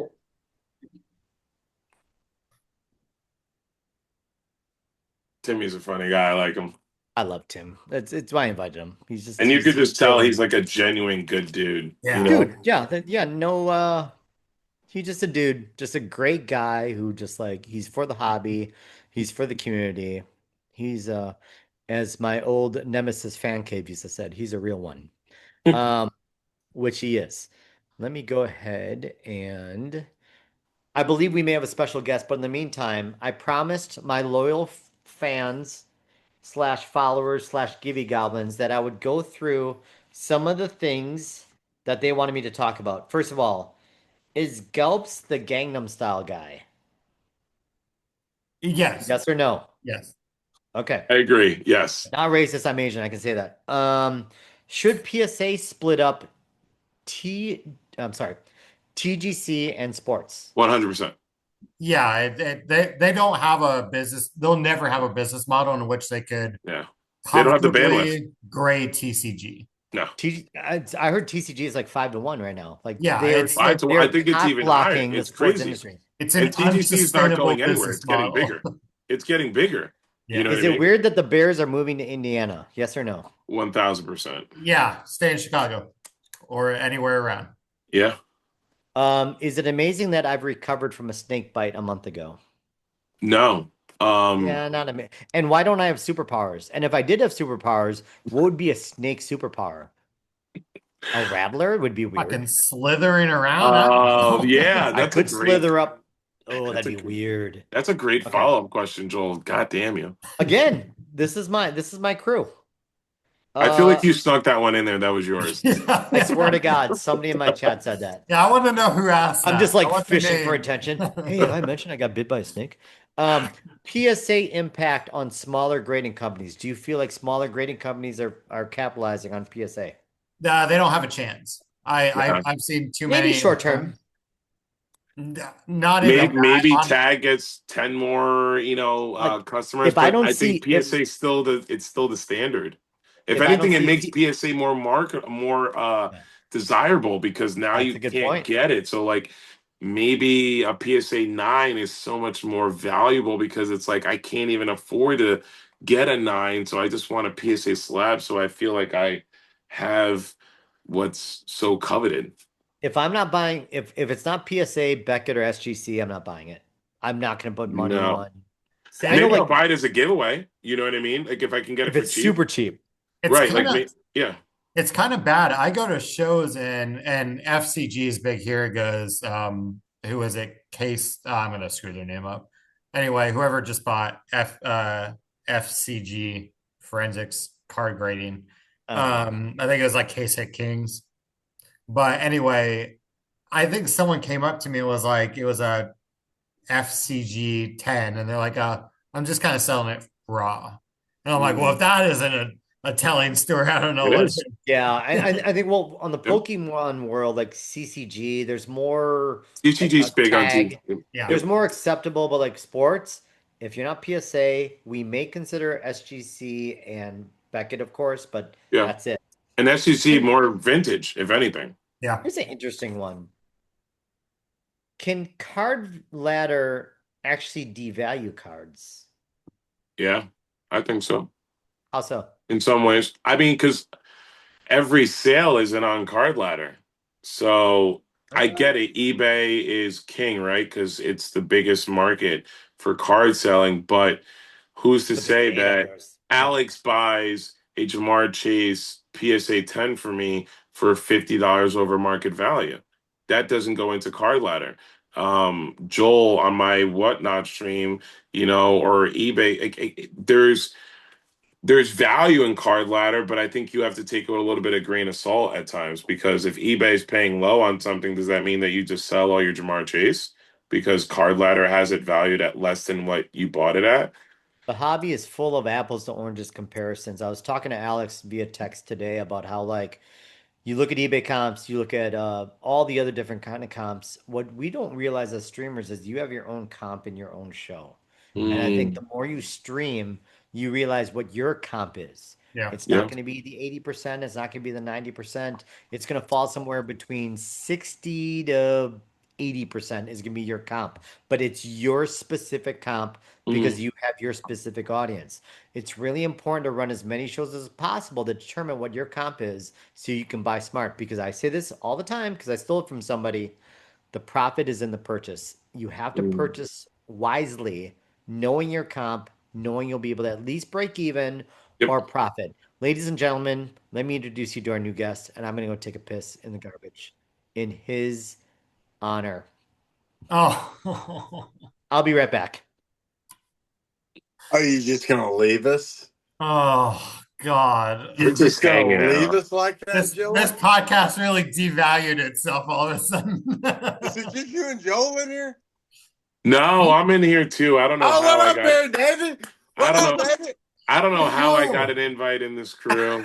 Ah, I bribed Joe. I sent him a couple Venmos, and he said, "I guess I'll just get you on." So I just sent him feet pics. That's all I had to do. It's convincing. yeah, I was it's been drinking. we've been drinking. You know, Alex has his twisted teas. I got some bourbon. You got the double white. I don't even want to know what's in that. Oh yeah, you do. So it has been Red Bull and vodka, but somebody ran out of Red Bull, and so now it's about right here with just straight Fireball on ice. I mean, That sounds like Whiskey a hell of a Wednesday, headache right? tomorrow. A hell of a Whiskey headache. Wednesday, right? I love it. Oh man, what did that come out of a plastic bottle too, or just a vodka? Oh, no, I do. I'm strictly plastic bottle, except for when I'm drinking like high-end bourbon. That's a Yep. series of airplane bottles that were put into the. Correct. It was literally a 10-pack of double shots, and they're just. I love it. TSA's worst nightmare. Yep. Yep. I mean, you got to do what you got to do. Whatever gets the job done. Oh my Yeah, man. gosh. Hey, at least you're not in a hot tub this time, so I guess you've upgraded. Oh well, that gives us an idea. Oh, no. There's always time. The cover hasn't come off the hot tub in at least a month. I would hate to even take the top off of that thing right now and see what it looks like. Yeah, it'd be brutal. It's not the weather for a hot tub at all. That was a COVID. Not when it's 90 degrees with 100% humidity in Mississippi. Absolutely not. Oh, Which I've got the heater off. I think the water. I was out there a while ago, and I think I looked. I think the water is 82 degrees, which would be all right, but it's probably no. got a nice little sheen of pollen and funk and AIDS and everything else on top of it. So, Let me say Little AIDS? Magic Johnson in there, you know? yeah, a little Magic Hey, stay Johnson positive. sprinkle on top. All right, love Neil, it. welcome. It's not a Dude, roundtable until Neil crashes the party. Oh well, we've got a host back now. Good. I've literally never had a roundtable without Neil, so he's my blanket. I'm Linus. Hi Neil, how are you? I am fantastic. How are you, brother? You look. Have you been drinking vodka out of a plastic bottle or no? I have been. Okay, just checking. I mean, I have been, but it is now Wednesday. we have moved on to straight Fireball, Joel. So just to give you a heads up, and like you don't need this, but like I am not editing this, so don't say anything too offensive. Oh, okay. I'm just asking him to say something offensive by saying that, by the way. Yeah. You guys, and so do you guys want to? I just realized what's going to happen with this later. Oh shit! That's Don't funny. you dare tarnish that pickle. So my favorite part of that whole thing was that was the prototype of the original OG pickle stand. And So that's a one of one. One of one, for for sure. There's not another prototype out there. But my buddy Travis, who makes them for me, real life friend, he printed it out and I was like, hey, I'm just gonna run this tonight, see what happens.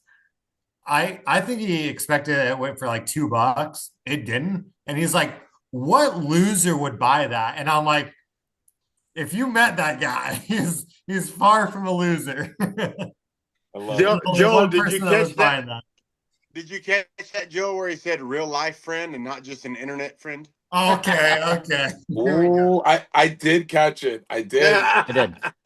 Okay, so I met Neil in real life, and I met Alex in real life. Peredavi, I still think you're AI, but we'll figure it out. I'm not a real life friend yet, Joel, but I'm gonna make my way down for some brisket.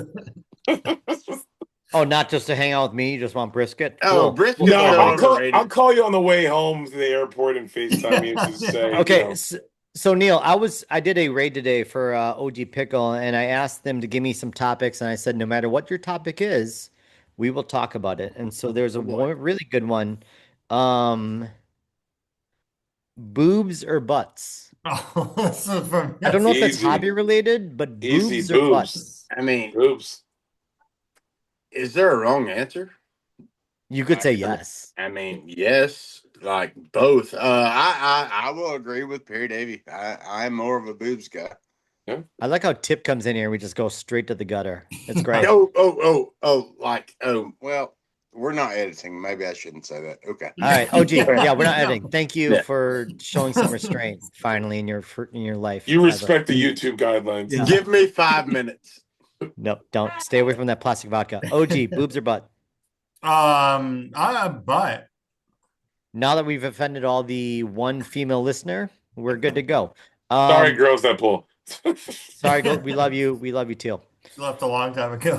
This was a weird one, so I'm not. I mean, the better play: Caleb's overtime touchdown against the Packers, or OG's tip in the finals.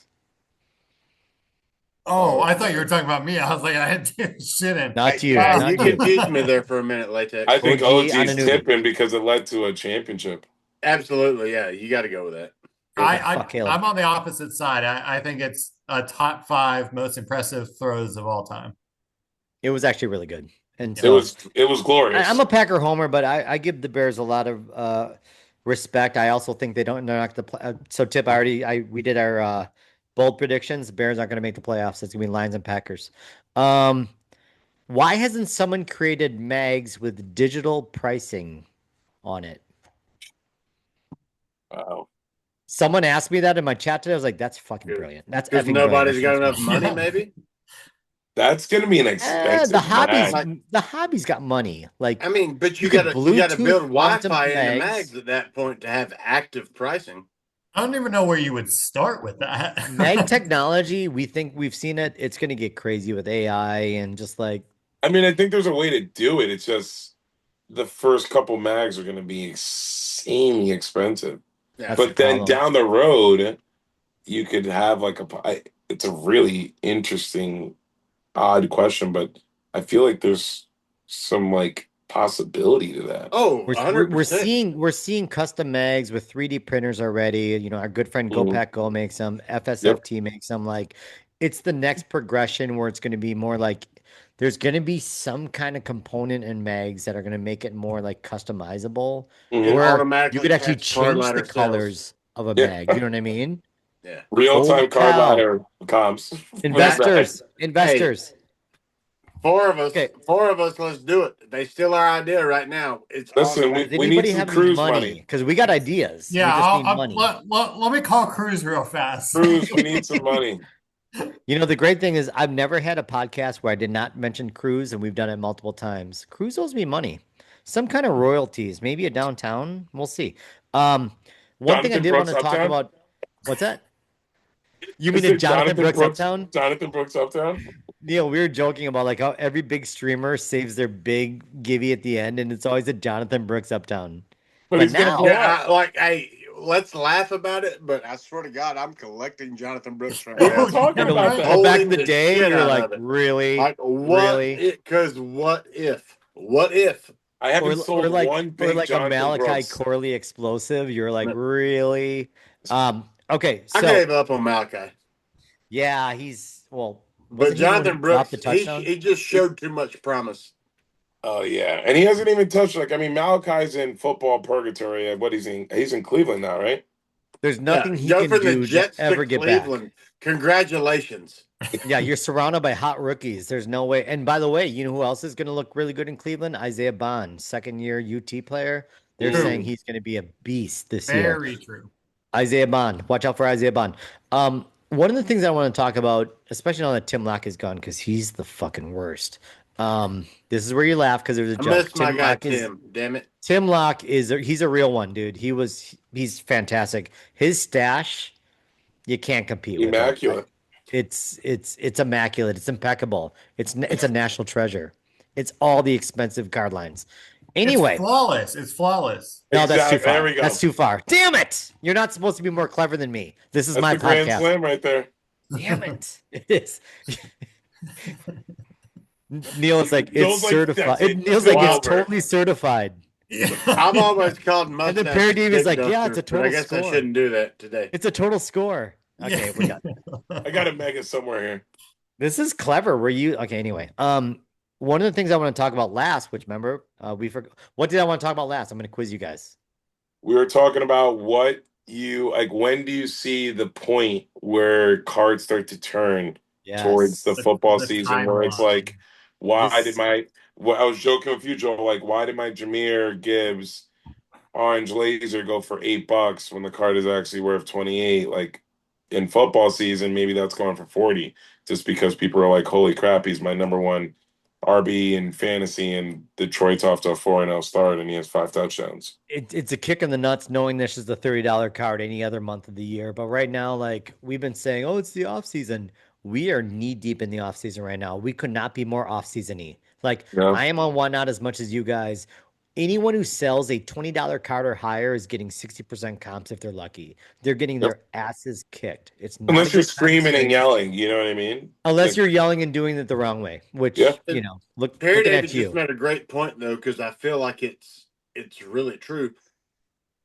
You can use Card Ladder, you can use eBay sales, you can use 130 point whatever. When it comes to fantasy football, whoever's on your fantasy team, their cards automatically have more value because you're hoping that they'll do good. Yeah, you want to invest in it's your almost like a 100%. regional bias. Yeah. Yep. Yeah. No, you're right. That's you got an Isaiah Likely auto. It may be worth $8 right now. But if he's your tight end and he balls out week 1, you're buying Isaiah Likely autos and you'll pay $20 for him because he's on your freaking fantasy team. Isaiah Likely and David Njoku have new teams that they could really excel in, but no one's like, I'm trying to sell the sizzle, but no one's buying it yet. But I think once Start's going to have to play so well for his Likely to pop. And even though I think Likely has a higher ceiling than Njoku, I think he's big. I don't think he's played enough because of what's going to be a Hall of Famer in Mark Andrews. Likely has shown flashes of brilliance for Baltimore. He had a couple games that like he was the wide receiver 1. He's a star. And then remember Njoku, you're praising the Chargers. They got Mike Daniels, or was that TimLac78510? But we were talking about the Chargers. Yeah, he's in a good offensive scheme right now. This is the best team he's ever been on. He's been on the Browns, and who else? Is that it? He's only been on the Browns. Yeah, and so like change of scenery will do amazing things. All right, so let's get back on topic, which I've never done before, but we're gonna try. You take a look at right now where we're knee deep in I said it again, we're knee deep in the Sahara Desert. Nothing is going on right now. What are some of the things that we can do as streamers right now? What are some things that we can do with the upcoming events, with like, camp rolling off, new releases coming up, preseason games? I will say this right away. I'll say 2 things and I'll pass it on to you, Neil. Number 1, there's going to be a couple of releases at the end of August. It is going to be Topps Flagship and Panini Donruss. If you guys have been in the hobby for a while, Panini Donruss is typically hey, we're into a new season now. You can get, Score will come out with their shitty cards, but it'll be college uniforms. But the second Panini Donruss comes out, it'll be unlicensed, which will be weird. Downtowns look horrendous, by the way. I'll post some picture right here so you guys can see it. They're so bad. College doesn't look bad, but the pros looks horrible. But that typically is the ding, ding, ding. Season's about to start. You can finally get a Mendoza. Mendoza is actually going to be on the cover of Topps Flagship. So Topps Flagship hasn't come out since 2015. They're bringing it back as a competitor to Panini Donruss. Topps Flagship is going to come out 1 week before Panini Donruss. It should be a very interesting, I think it's going to be the catalyst behind the hype of 2026. So knowing that, as streamers, we need to make sure that we're ahead of the curve. Can we get this product beforehand, right? Like Coach Rad always does. Like, what can we do to prepare for this? Because that's when people are going to start getting on Whatnot doing all the juicy breaks, trying to get the flagship, trying to get the Donruss, trying to get all the hot rookies, and like maybe we be ready with all the Bowman first of all those rookies at that time, right? There's so many things we can do. The second thing that I've alluded to the entire show, and then I'll shut up and hand it to you guys. Buy all the backup quarterbacks on all the teams. They're cheap. It's going to pay off, I guarantee you, because at least a quarter of them are going to get a shot in 2026 due to injuries. And you guys know recency bias. If Mac Jones gets announced as the starting quarterback in week 3, everyone is going to pay quadruple for Mac Jones. So if I'm you right now, I'm taking a look and like, obviously things still need to like filter out and who's going to be the backup quarterback. Once that happens, go out and scour the internet, scour eBay, scour whatnot, and just collect a ton of backup quarterbacks. And I'll shut up. Neil, go ahead. No, I think that's a really good point. And it's funny that you mentioned Coach, because I think Coach Rad sent us a text earlier that had like a preview of the flagship on it. And to be honest, it looked like absolute dog shit. Oh, it's dog shit. It's like Don Russ, but Tops. Tops has had years to prepare for this. Yep. And they are They absolutely fumbled out of the gate the entire time. Fumbled the bag. Like, Neil, the hobby box is a guaranteed auto or mem. That's a kick in the junk. Make a guaranteed auto. Don't make a guaranteed mem. Or like, mem, right? You Yeah, could that's literally BS. and be at least be player worn or something, or game used or anything. Not Actually, just it probably fucking regular. will. Tops has been a little bit more player Tops- worn, you know. But I do like the Tops has been a lot of on card. Like that's cool because like That's a good point, Neil. Actually, if it's a mem, then it'll probably be player worn. right. Okay, Yeah. go So on. there's nothing better than an on card auto. No. Especially a short numbered on card auto. I forgot where I was going. So we're talking about like what are some of the buying signals as a streamer? Like what are some things? Oh yeah, okay. So yeah, like as far as who to stash right now, like I think I messaged you earlier. Like I'm stashing a little Carson Beck right now, like because like he was one of my sleepers I talked like about. He's cheap, and like just what if he goes out and balls out? You can get. You mentioned something about a first Bowman. Well, I think my question to you was like, oh, do you collect the first Bowman or do you collect the Miami uniform where he was, the most successful, or does it matter? Like, does it affect value at all? I feel like in my mind, like they're all rookie cards. I guess the first, until that product comes out, the first Bowman is still the true rookie card. Yep. But he's in a Georgia uniform, and what do you do at Georgia? Not a ton. He didn't burn it up, so he had his success at Miami. So I bought 4 Carson Beck autos or RPAs, what I consider an RPA, within the last 2 days, just to hang on to stash. When you can grab it for 30, 40 bucks. Is he still with Abella Danger is the question. Anyway, you guys, Jacoby Brissett is 33 years old, by the way. He's old. Can we pause back on that? Abella Danger and one of the Cavender twins, when you look like that, I mean, I know obviously I'm not the picture of beauty, but that just shows what athletic talent can do. You're Mississippi hot. You're Mississippi hot. They need to see me on the pickleball court. Hey, they Neil, need to see me on the pickleball court. Neil, you're an LA 2, but a Mississippi 7. Ooh, 5 points just for being from Mississippi. I'm married in LA. I'm married in LA 10, so I can't be mad. Yeah, right. My coverage, like talking about kicking your coverage multiple fields over. Yes. Yeah. Kicked it out of the whole fucking stadium. Yeah. You must have a good sense of humor or something. I've never seen it, but something. Oh yeah, terrible sense of humor. Yeah, it's weird. Okay. We'll go OG Pickle. Off-season, what off-season strategy? What do you look for? So I kind of have 2, and one of them is I think I am a vendor at card shows every week in August. Sure. The multiple times every weekend too. because I think when people start seeing the preseason games, start seeing, oh, Jackson Dart, he's in training camp. I think people go, oh, a month from now we're playing games that actually matter. And I think that's kind of the click for people to be like, I gotta load up. Yeah, And I think for Neil, we talked about hype a lot in this entire episode, and like you talk about that month before the season starts, it's all hype. Yep. It's a good point. but I Be think careful with Jackson Dart. I don't want to hijack your post. Oh, we talked about Jackson Dart. Trust me, Be careful. Yeah, we put a mirror to him. This But is all Mississippi State stuff. There is no bias. Jackson Dart Joel all. mentions not. Joel mentions a lot of backup quarterbacks. I actually look at the crowded offenses. One of them, I know I talked about the Panthers' crowded backfield, but look at the Texans. I'm not really buying that Tank Dell is ever going to come back. That leg injury is. But he's a receiver.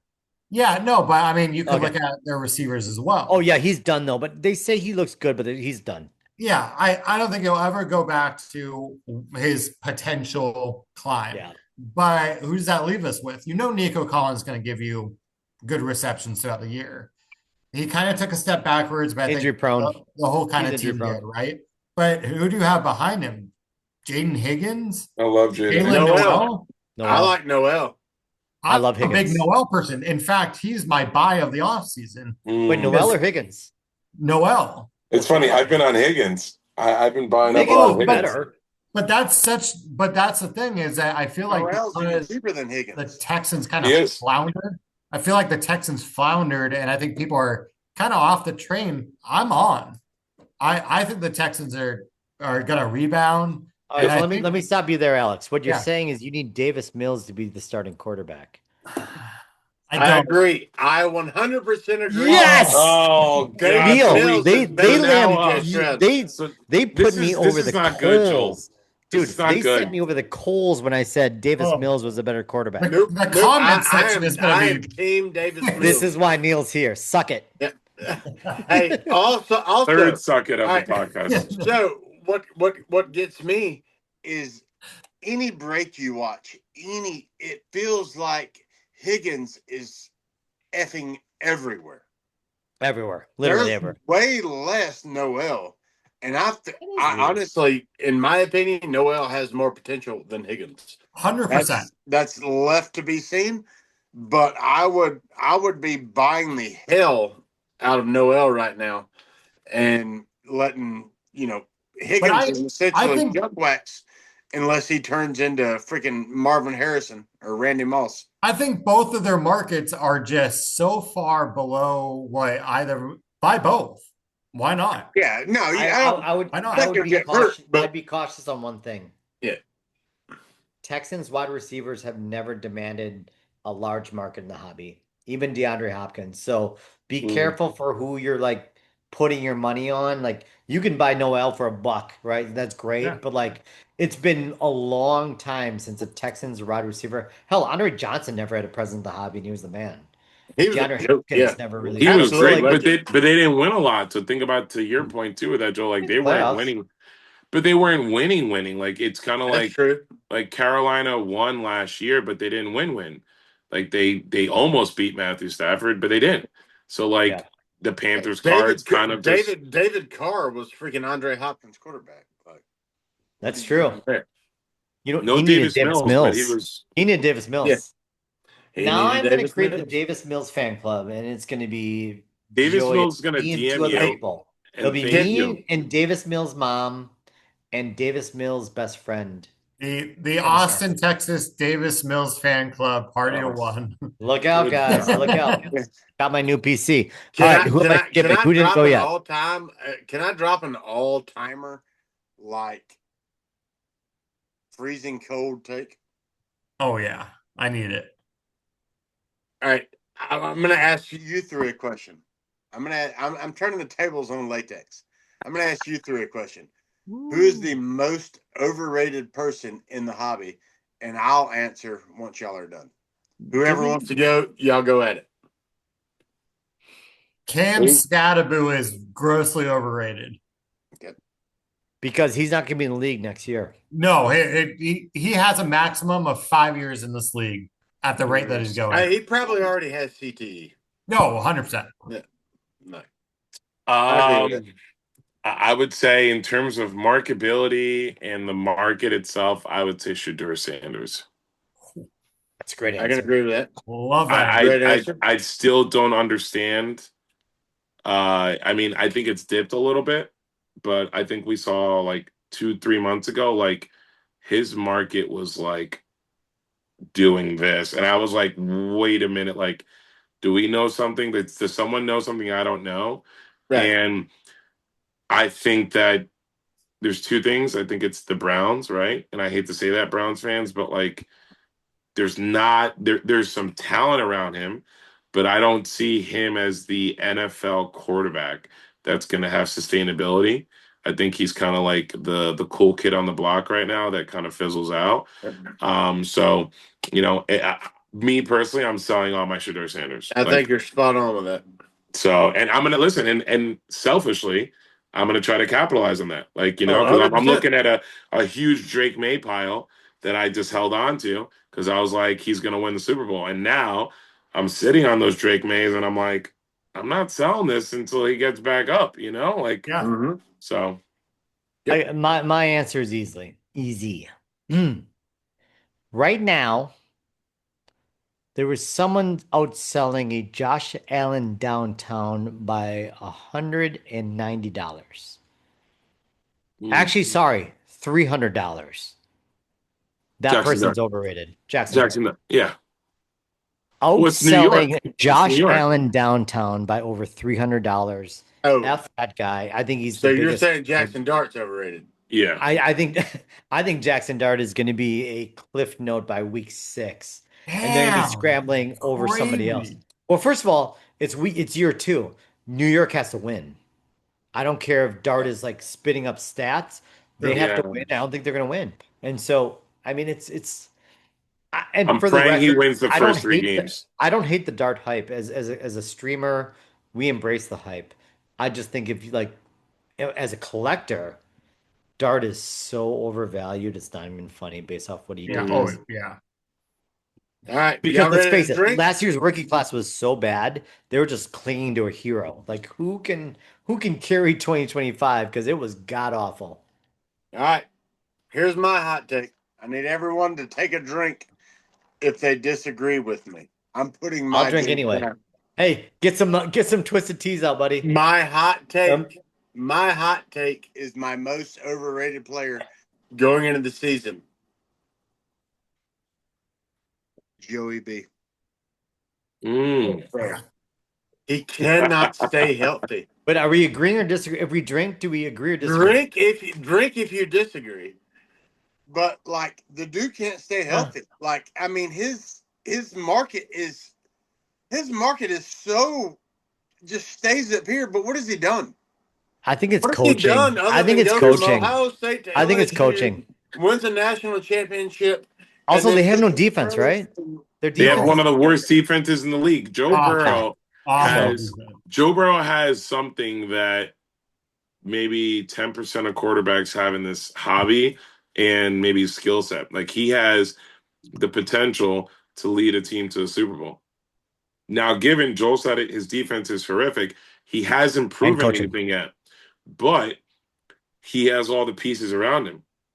Right, but his body can't hold up to it. Like he does. He has it. He gets has it hit. all in his Remember that preseason game? Remember that preseason game last year? We're like, we're going to take it easy on him. And then he was scrambling for his death. Like, I would for say, his Tip, life. though, the counter to that is like Joel said it, the coaching. One, coaching. Have you set Joe up for success, or you're asking him to throw the ball 40 times? Zach Taylor's a bum. He's not a good coach, and he's proven so, it, right? Neil, I would say, Joe Burrow in might be overhyped, but he's not in a position to win. He has shitty coaching, shitty defense. He's in the same spot he was in last year. So, is he overhyped, or are we just praying that he ends up winning 10 games? Wasn't Marvin still there when Joe got to Cincinnati though? Like. Maybe last year, I think but Marvin he was coaching. He had Joe Mixon in the backfield. He's had Jamar Chase, which I mean, I Jamar personally, Chase is a number one receiver. right. Like, how many weapons do you need Yeah, other than maybe a line? but Tip, if you look at your past Super Bowl winners, they've all had defenses that have, in a lot of ways, helped carry them. Even if you look at Philly, Philly was great, but that defense played phenomenal. Yeah. Seattle, you look at that Sam Darnold. I don't think anybody here can say he's a great NFL quarterback. Yeah, correct. He's a That's system true. quarterback. Sam So, Darnold like, is like a poor man's Davis Mills. You know what I'm talking about, Neil? comes right back. So He's what a they just game traded away Trey manager. He doesn't make Hendrickson. mistakes. So, like, what You the want hell Joe is Burrow? You Cincinnati want doing? Joe Burrow to put up 40 points every game? That's asking a lot in this modern day NFL. Like, is he going to win a shootout? Yeah, I'd pick Joe Burrow to win a shootout a lot of times, but I every love Joe game, Burrow. I just don't see it. I just don't see it coming. when you got to score a touchdown every possession to counter your defense, that's a tough ask. And All I right, know we're not. let's get back to the hobby, guys. Let's get to Oh, my that. bad. Let me go My bad. back to. Ooh, have you guys ever seen the movie Edge of Tomorrow with Tom Yes. Cruise and Emily Blunt? No. I have not. So I'm not a first of all, movie shame guy. on you. It's one of Tom Cruise's best movies, and Emily Blunt wouldn't kick her out of bed for eating crackers. Yeah, I that mean, one- it's better than Interview with a Vampire, you're telling me? Oh, it's great. So it's like a video game. So basically, he's challenged.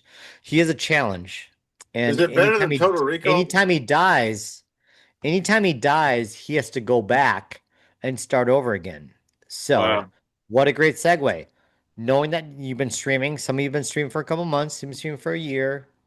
Some old people like me have been streaming a little longer. Like, if you had to go back knowing what you know, what would you do differently? Or should I bring a special guest on and have him answer? Bring him on. so scared. Bring him on.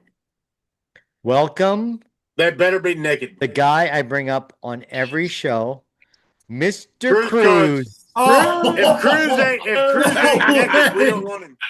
Oh, you're in the Cruz! airport. Let's go. I'm at the dude. airport, dude. oh my Cruz, god! great to What's see up, you. baby? What's yeah, up, I'm Cruz, actually we've at been the Yo, talking man. about airport. you all night, by the way. Cruz, we have Peredavi, I see OGPickle, it. tip of the sip. I didn't see respond to you, Cruz, because I'm on this podcast now. I know. I didn't know we were doing podcasts in the middle of the airport now, dude. What airport you at? What airport are you at? Oh shit, where am I? Phoenix. Phoenix. Oh, it's real Such a dry world there. traveler, he All right. doesn't even know where he's at. Unreal. God, what a superstar. I know his private jet must be delayed. How Can I annoying. get your Probably ran out of autograph, caviar. Did your private jet run out of caviar? Are they making an emergency? Okay, anyway. It's out of the Remy's crackers, you know. So hey, we're doing some question round robin. We're going to start with you. So, if you ever seen the movie Edge of Tomorrow with Tom Cruise and Emily Blunt, it's a great movie. But basically, anytime he dies, he has to go back to the beginning and start over. Okay. So, this is a great question for you, Cruz, because you've been streaming longer than all of us. We've all obviously, I know I mean, a lot of the stuff that you do. Peredavi has as well, but he won't admit it. Although I know you've had dinner in his basement, so that's cool. That sounds That weird. doesn't sound creepy at all. That sounds horrible. I heard you were tied up. Is that real? Anyway, sorry. Totally You weren't different- supposed to tell him, Joel. Totally different round table.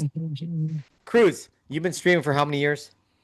It'll be under cruise cards. Actually, it'll be 2 years in September. Okay, a long 2 years. That's like 18 years in dog life. It's Yeah. absolutely dog. Yeah, Cruz, yeah, no doubt. if you got to hit the restart button and start all over, knowing what you've known, what would be like one or two things that you would do differently? I think the first thing I kind of learned it myself. I was streaming under my real name originally, and it kind of screwed me because people wanted something kind of catchy. So when I changed it to cruise cards, that's when it started to pick up a little bit more, especially over the last like 8 or 9 months. And then I don't know if there was something I would change, the second part, but something I would do better. And I think I do better now is actually joining other streams and doing Nice. the giveaways and stuff. And you know, it's kind of embarrassing now, but when I go into a small room, they're like, no, it's cruise cards. I'm like, it's really embarrassing. Honestly, I feel bad sometimes. But I would do a better job of promoting like the smaller streamers because those are the ones that are really going into your streams and buying a lot. Like, Boom. you know, it Alex was sounds, OG Pickles was actually just talking about that. Yeah. yeah. And so that's why I challenged Alex OG. I think it was a couple of days ago. I was like, you got to just run him, brother. You Yeah. just got to run him. Take a risk. You're going to lose some money, but you got to take a risk and see what happens. And he did it. He did well. He did, and like, well, that's sage advice, Cruz. You know, you've been one of my mentors. You're one of my first that I bought from when you were running crazy shit out of your garage. But like, you know, I'm I want to start rating smaller shops now. That's like Yeah. that's my key takeaway out of this shop is like I could rate you, Peredavi, but you're gonna be fine either way. You don't need a rate from Joel-ATX, Neil, OG. You don't need Cruz. You don't need me. Like I I do need to need start you, looking but at. Now I will say this, Neil, you were there. Remember when I rated that random redneck? And what did he call me?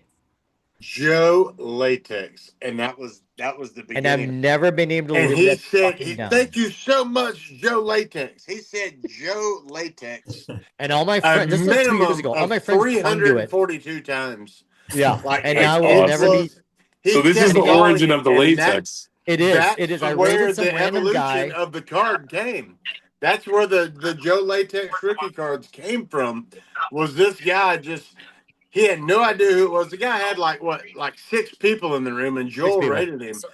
He's like, "Man, thank you so much, Joel-ATX." And you know And what I did? This is the it's live just stuck. reaction. When he said Joe Joel Latex, I embraced went it. like this. sorry, I'm about to board. I'm about to board. Oh, live action. Cruz is the. Hey, Cruz, have a good flight, buddy. Hey, first Thanks, class guys. goes All right. first. Cruz, Remember don't that. say bomb. Do not say bomb. I won't. Bye. What was that, Bond? No. Thanks, buddy. Thanks for joining us. We love Hey, you. enjoy the West Coast, bro. Be good, baby. How fun is this? Live Cruz. I texted some people and Cruz was like, I'm in.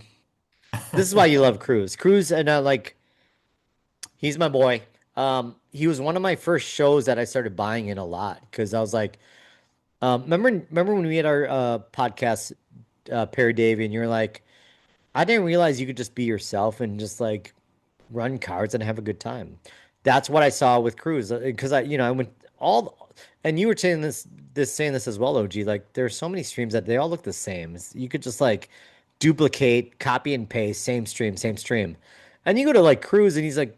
Not because he's drinking, but he's having a good time. He's got some friends Yeah. in the background. You could tell he loves the hobby. Like I immediately drew to him. I was like, Yeah. I like this guy. Cruz's streams are a vibe. Like they're a whole vibe. They're a vibe. They're a Absolutely. vibe. And we've got to meet them obviously in person. They're great people and like he's just salt of the earth, good person.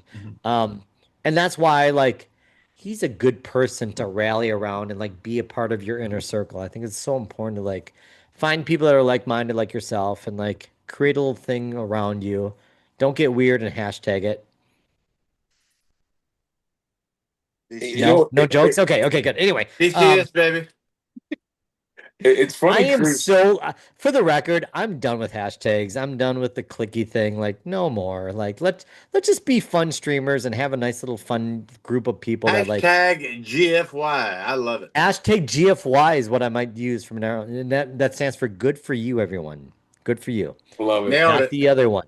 Nailed it. Okay. I am out of I do got questions. to give credit to I did. Roe.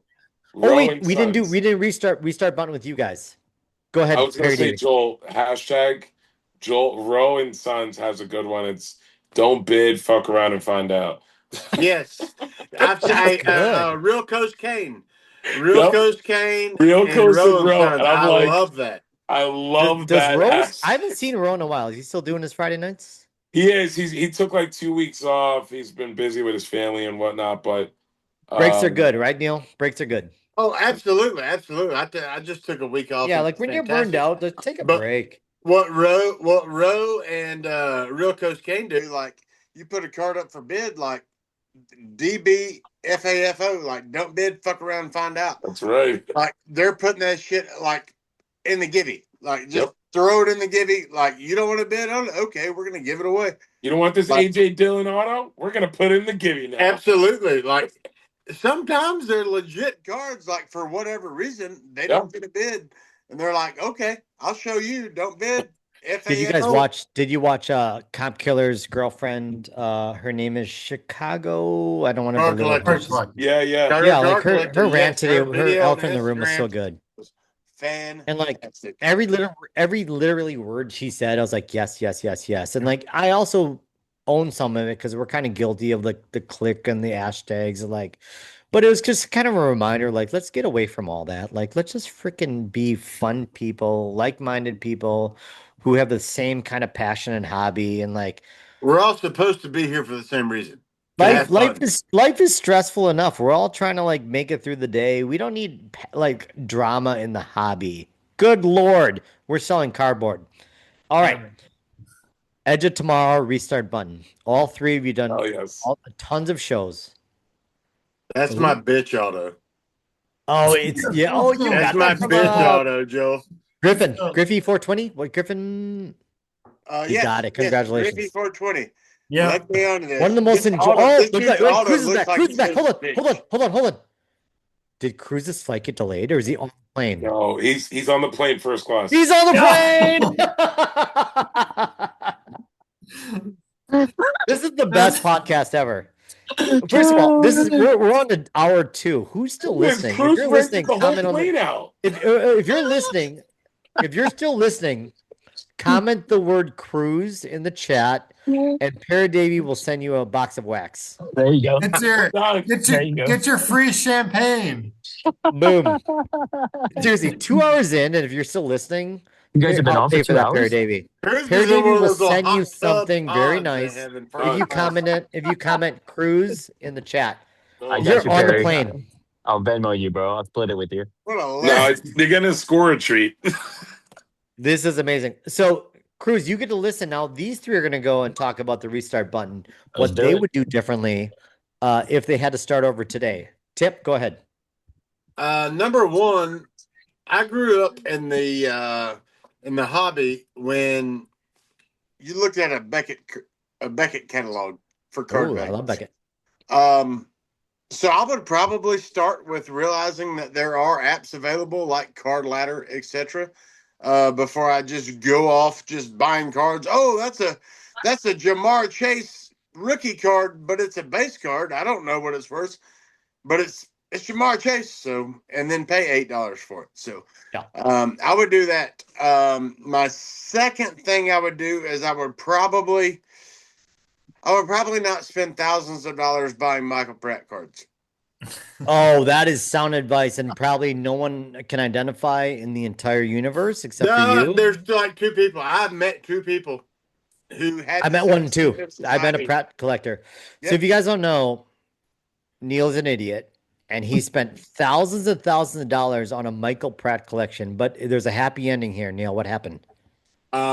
Yeah, I spent way too much money, and it would make you throw up to see the collection. Why does he have a mango, by the way? Why does Michael Pratt have a mango? Why does Michael Pratt have a Why does colored Michael glass? Pratt have a manga? I had all of them. I had everything.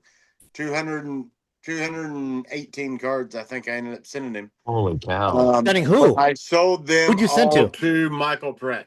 Guys, Michael connected with Pratt him on bought his entire Instagram. BC. I connected with him on Instagram. I tagged him in a Did few you know that, things. Cruz? And he's I like, did "Hey, do not you know want to that. sell?" He was like, "Hey, do you want to sell some of these?" And I was like, "Dude, I'll sell you all of them." And I was like, "I'm just, we agreed on a price. I 100% lost on it, and it was fun. But I still I appreciate the dude. He was so cool. And it was a really cool experience. That was my validation for collecting the collection. Is this still There's not, is this no still other green? better outcome than that. Know what I mean? Like, He's there's on the no better St. Louis outcome. Battlehawks right now, I believe. Oh, that's right. Okay.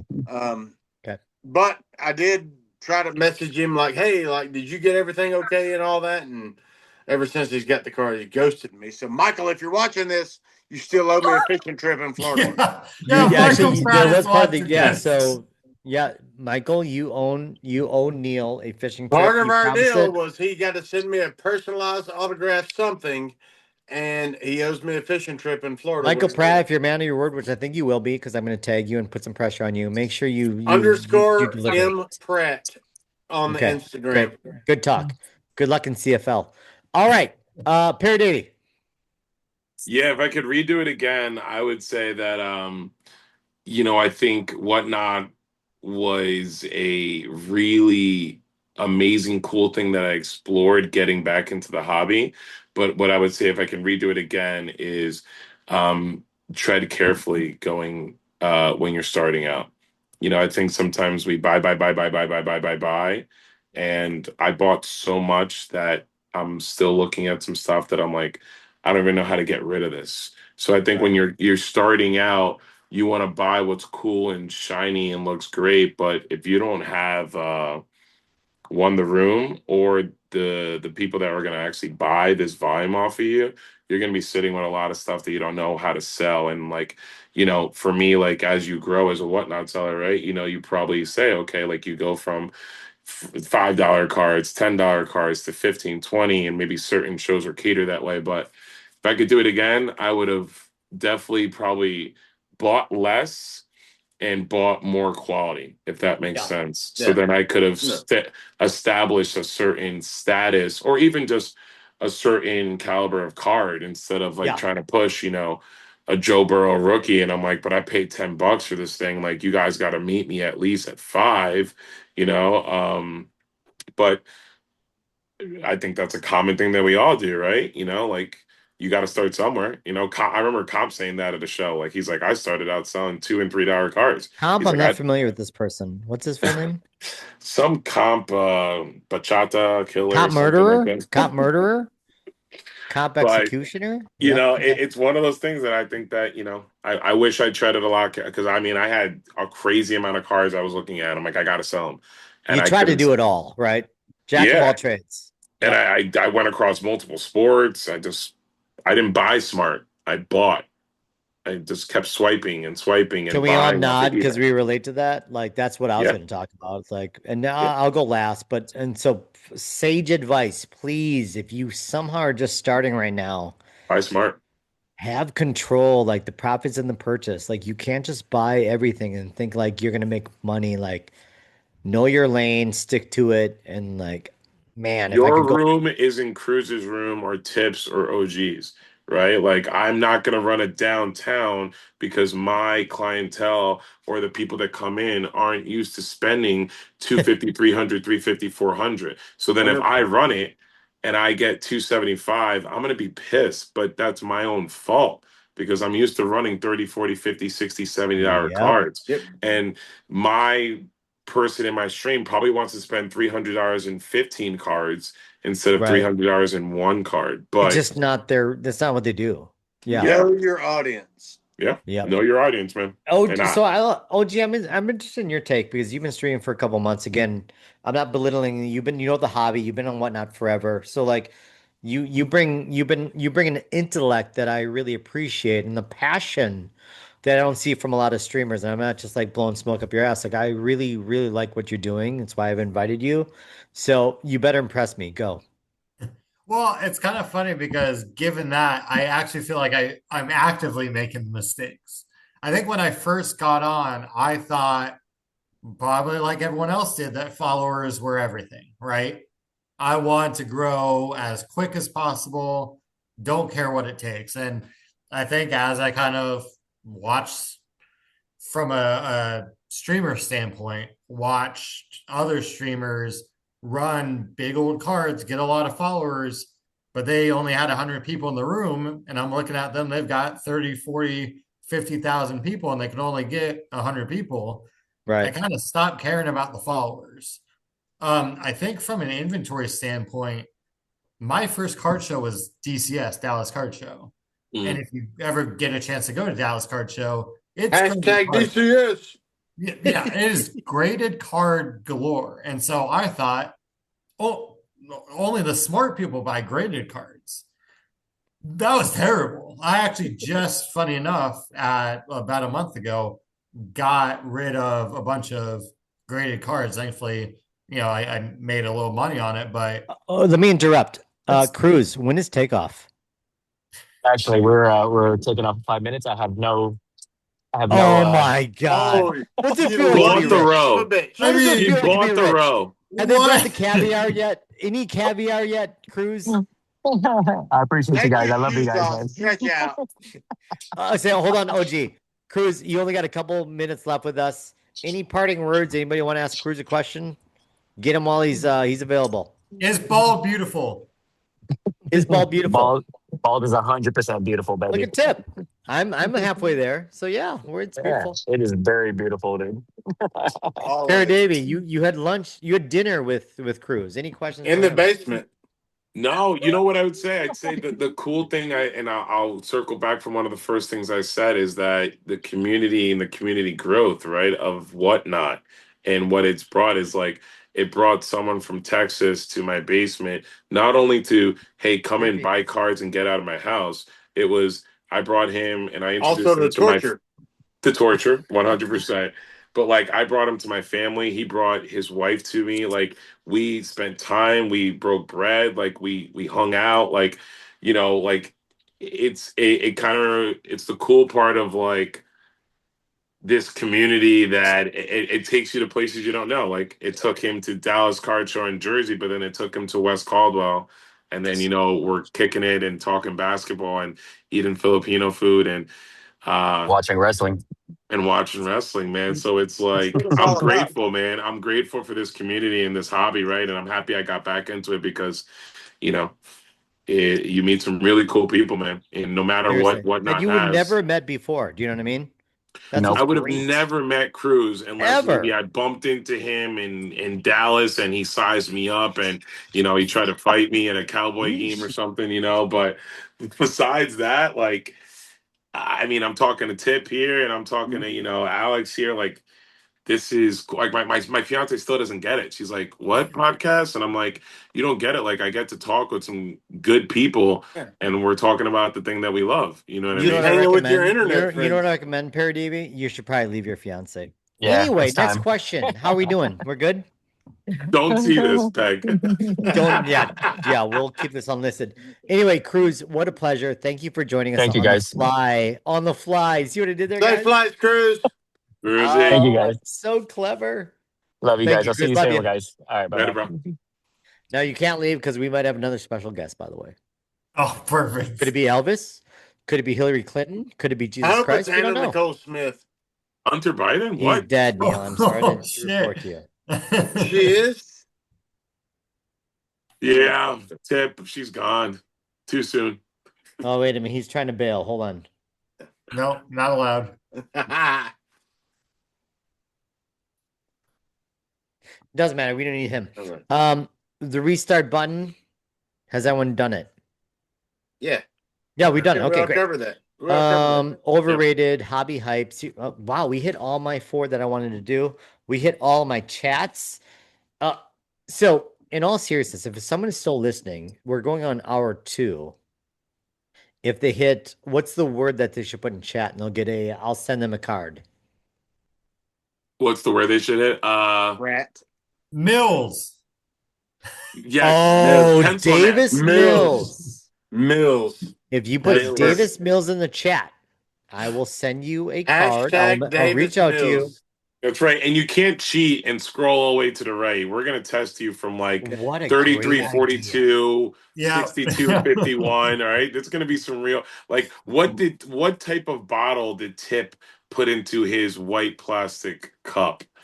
Was it, like these are what we're talking about. All right. What number did Davis Mill wear in Pee Wee football? Ooh. Get him. Ooh. Is Tip in LA4 and LA2? Oh. It was a Mississippi 7, Right. and he was an LA 2, right. I want to believe. So now you're giving them spark I'm notes. You're cheating. I'm an Joel. LA like 0.5. Yeah, All there's right, a there's I'm gonna a make one study more. guide to this. I'm gonna make one more drink and make a stop in the restroom, not the trash like Tip does. I was just looking for a trash can. And Not for even context, if you guys want to know, one of the very first roundtables we boy. did, we had a great Here time. we It was go. me, Coach Rad, Josh Dozy, Tip of the Sip. He was having such a good time that he couldn't go to the bathroom, so he pissed in the trash can live. But we didn't That know has it. to be- Nobody knew it. But we didn't That know it has at the to be- time. Now I going was just back, that sitting here has to like be your this, most and you would have never revisited known it. video. Like everybody has to revisit it now. Oh, that I'm watching the episode again. There's got to be a point where Put like your your boner eyes. away, Alex. You see it in your eyes. He's like, he's pissing right now. That's amazing. Oh, there's times like that. I think that podcast turned into almost 3 hours. And as you know, if you like to consume beverages, if you're sitting here and you have the supplies to keep making them, that's right. It's got to go somewhere. It's got to go somewhere. I'm tempted to grab a third tweed. Kind of a third tweed. I'm deep in these bourbons right now. Twisted tea. You clearly never went to Reno, Nevada. You clearly didn't go for your third degree in college, like Alex. Yeah. Well, once latex comes back, I may run and top mine off, but I don't want to leave it. Yeah, I'm waiting until Joel comes back so he could keep the ship running. What if we like all just got off and then like Joel comes back? He's like, guys, guys. Like, everybody just disappear. Let Joel come back to the empty room. Yeah. He's just like, all right, guys. Served you right for having to leave us. Should have had your supplies close. That's right. Oh my gosh. I promise if there's anyone watching it up to this point, you're an all-star. No, God bless you. You better freaking like and subscribe if you're still watching right now, because I don't know what happened before I got here, but I know since I've gotten here, it's a complete shit. He's kind of have to like go to the bottom. His Patreon's probably right down there. I'm gonna make him edit it. Yeah, Joel put more work into this. Put the Patreon. Joel's gonna be like, I got 5 minutes of this entire roundtable that I can actually put on. I'll defend myself in the longevity of this podcast. Like, hey! Hi. We have a host. We have a host. Do you guys want a special guest? Yes. You guys want one more special guest? Yep. OG, nod. Oh. Let me introduce to you my friend Miles Davis. JJK. Oh no! Well. Wait a minute. He's not here yet. Is this the best podcast ever? And I'll tell you this. I'm always looking for content. I would totally listen to this and enjoy myself. Oh, I'm listening to this back. He's probably putting a cowboy jersey on right now. It's probably a Dak He's doing jersey. his hair. He's got beautiful He's hair. 100% doing his hair. Permission from Kay to hop on here. Is what That's right. Yeah, can we? I'll buy you a box of Disney. I'll buy you a box of Disney. Just go with it. JJ, here we are. Disney hobby box. Let me get on this podcast. There it is. Son of a gun. What is everyone, going on in here? Head on backwards, Tip. Yep. What is Thank you going for on? joining us. Hell JJK, yeah, you man. know Peredavi, there we go. you know OG Pickle, you definitely know Oh, Tip hell and yeah. myself. Hell yeah. How are you? Good, man. How are you guys? Did I get you out of bed, by the Son way? of a gun. You did get me out of bed. I Let's go. begged, guys. I was like, get your ass up. We have a fun pod going on. We have so many questions for you, JJK. Stop lying to us. Question You're on number 130 point right now. When did you lose your Let's go. virginity? Wait a minute. Hmm. That's weird. Okay. Oh, not yet. Okay. What is your What do you- social what do you feel about security? Dave? What do you feel We have about no questions David for you. Mills? Do you like David Mills? Yes or no? Davis Mills, yeah. This is a real No. question. Let me ask a better question. Hot JJK, topic. when you look, let me hear it.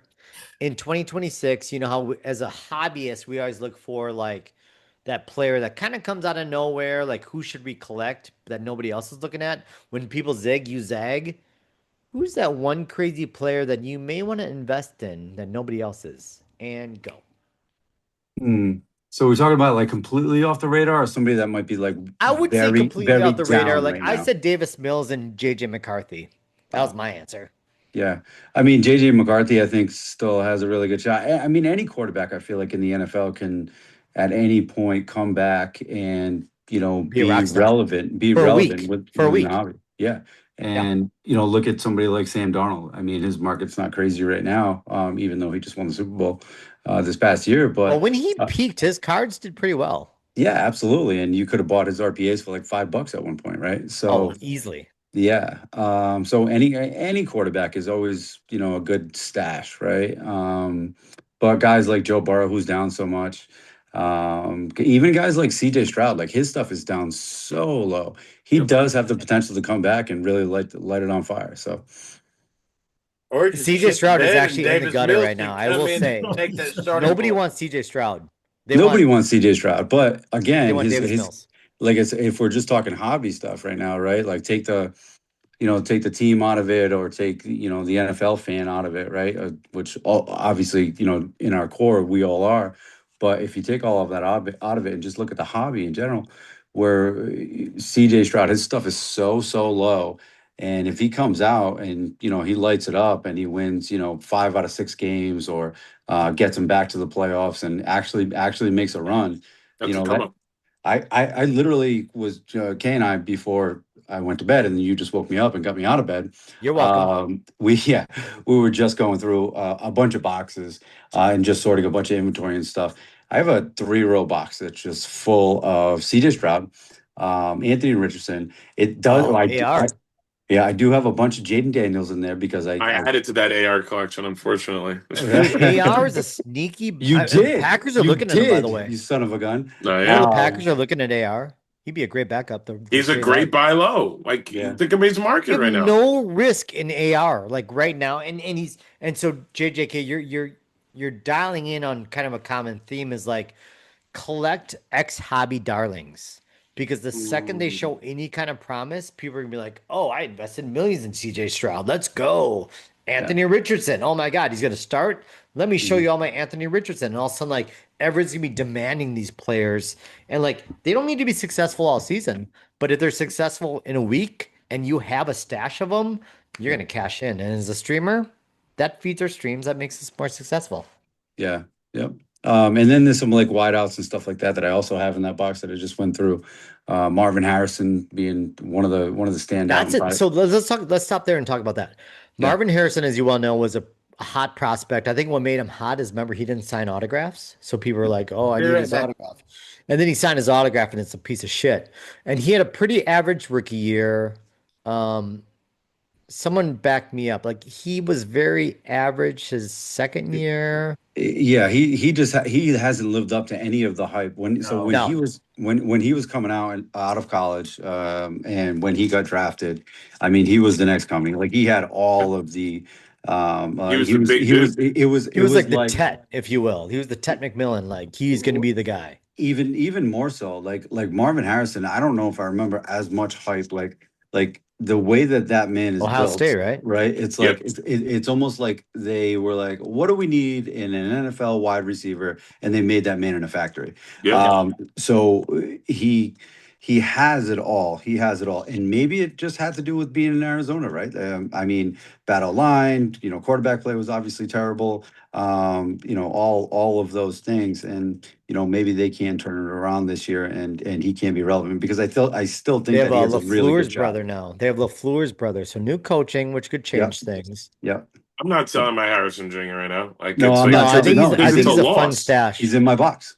Yeah, like so you hold him because like you said, Joe, like he has tools that a lot of average or most wide receivers don't have.